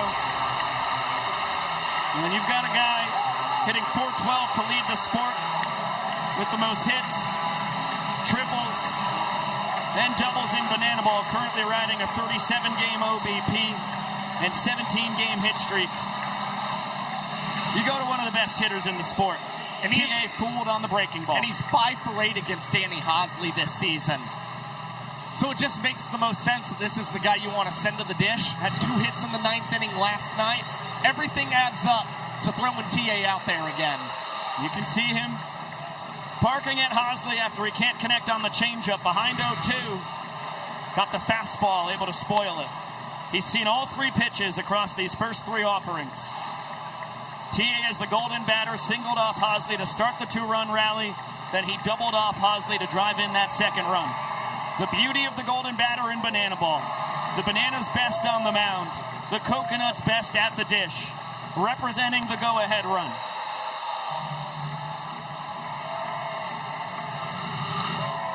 Called strike 3. Hosley rings the bell with the backdoor 12-6 hook. That is just something you won't see very much from Tanner Allen. A strikeout looking there, and Danny Hosley with beautiful paint on the outside corner to retire TA and get a big first out. He's been leaning on the breaking ball a lot. He uses it for strike one to J.D. Urso. Maybe Leroy and Hosley think the Coconuts have figured out the Vulcan changeup. J.D. a couple hits tonight.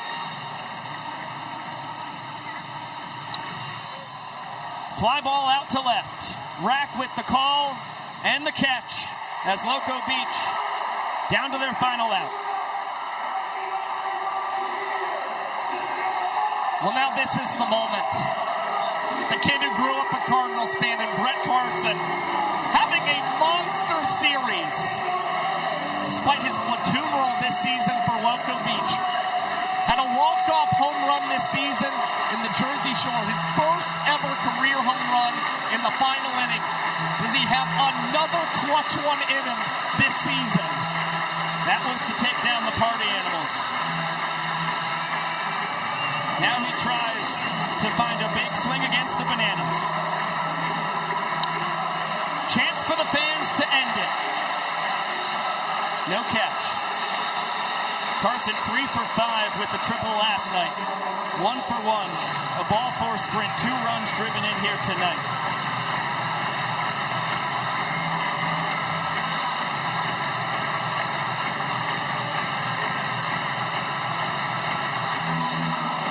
Back pick, and Antel was wise to it. You've got a kid who grew up as a Cardinals fan on first base representing the game's tie-in run. You've got a kid who grew up a Cardinals fan in the left-handed batter's box representing the go-ahead run. With the Coconuts down to their last out. As he bounces it to Olsen. Fires over to Ziegler. The Bananas sweep Loco Beach out of St. Louis. A pair of 4-3 victories as they continue their domination over the Coconuts.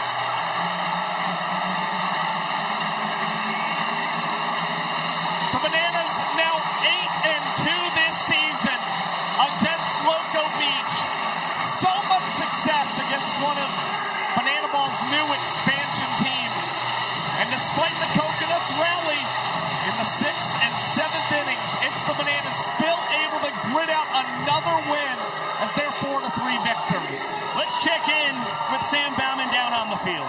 Vico, Josh, our showman of the game, Max Young Goldberg. Maxie, 2 big walk-offs tonight in a 4-3 win. Had to happen. How did it happen? That's a great question. I think at the end of the day, you go through some ups and downs, you lean on your teammates, and in a moment like that, you trust that they got your back if you don't get the job done. And I take my best swing, I have my best approach, and try to trust that and trust the guys behind me, so that at the end of the day, it kind of keeps you in the moment, keeps you calm. Playoffs around the corner. Bananas undefeated here in Busch Stadium, by the way. How important are wins like this, Max? How good does it feel? Huge. We thrive on energy. We thrive on momentum. And again, I think that's going to be the separator down the stretch for a lot of teams that, if they ride the highs and lows, it's really hard to say that neutral where you can show up after a big loss or after a big win and try to perform. So, yeah. Hey, Max, go celebrate with 44,000, our showman. Come on, he's got to get in there, guys, right? Could not agree more, SB. Thank you very much. Forgetting the interview with MJG before he boogies in the midst of his teammates.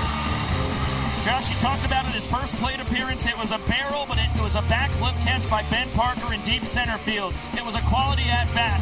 It led to the walk-off home run that won the 5th inning, his next trip to the dish. And then the walk-off ball four sprint that won the 8th inning and was the difference in this ballgame. I mean, you just got to feel good for Max Young Goldberg in this contest, considering how much time he's been putting in the cage with Bryce Stover and some of these other Savannah Bananas. Hasn't exactly been the rookie year that I think he expected, but nonetheless, he was able to contribute in a big way in this game after not getting the start in last night's ball game. MJG, he's the big bat for the Bananas in this win. You got a guy who did not see the field an evening ago, and he is the hero here in Game 2 in Busch Stadium, where the Bananas are now 4-0 after the 2-game sweep of the Party Animals last year and the 2-game sweep of the Coconuts here in 2026. As we welcome you back inside with the statistical savant, Josh Talevsky, Biko Scala, thank you so much for spending your Saturday night with us here in virtual Banana Land on ESPN2. And now we get to see these two teams, the Bananas and Coconuts, do battle again next week in Gillette Stadium. It'll be this coming Friday night and Saturday night. It'll be the final two games between the Coconuts and Bananas this year. It will be the first time that Loco Beach plays in a football stadium, and they will be the headlining team, as that will just be a little bit of the banana ball we have on the docket this coming week. It'll open up Thursday night, 8 p.m. from Sioux Falls, South Dakota, which will be the 44th state added to the Banana Ball Union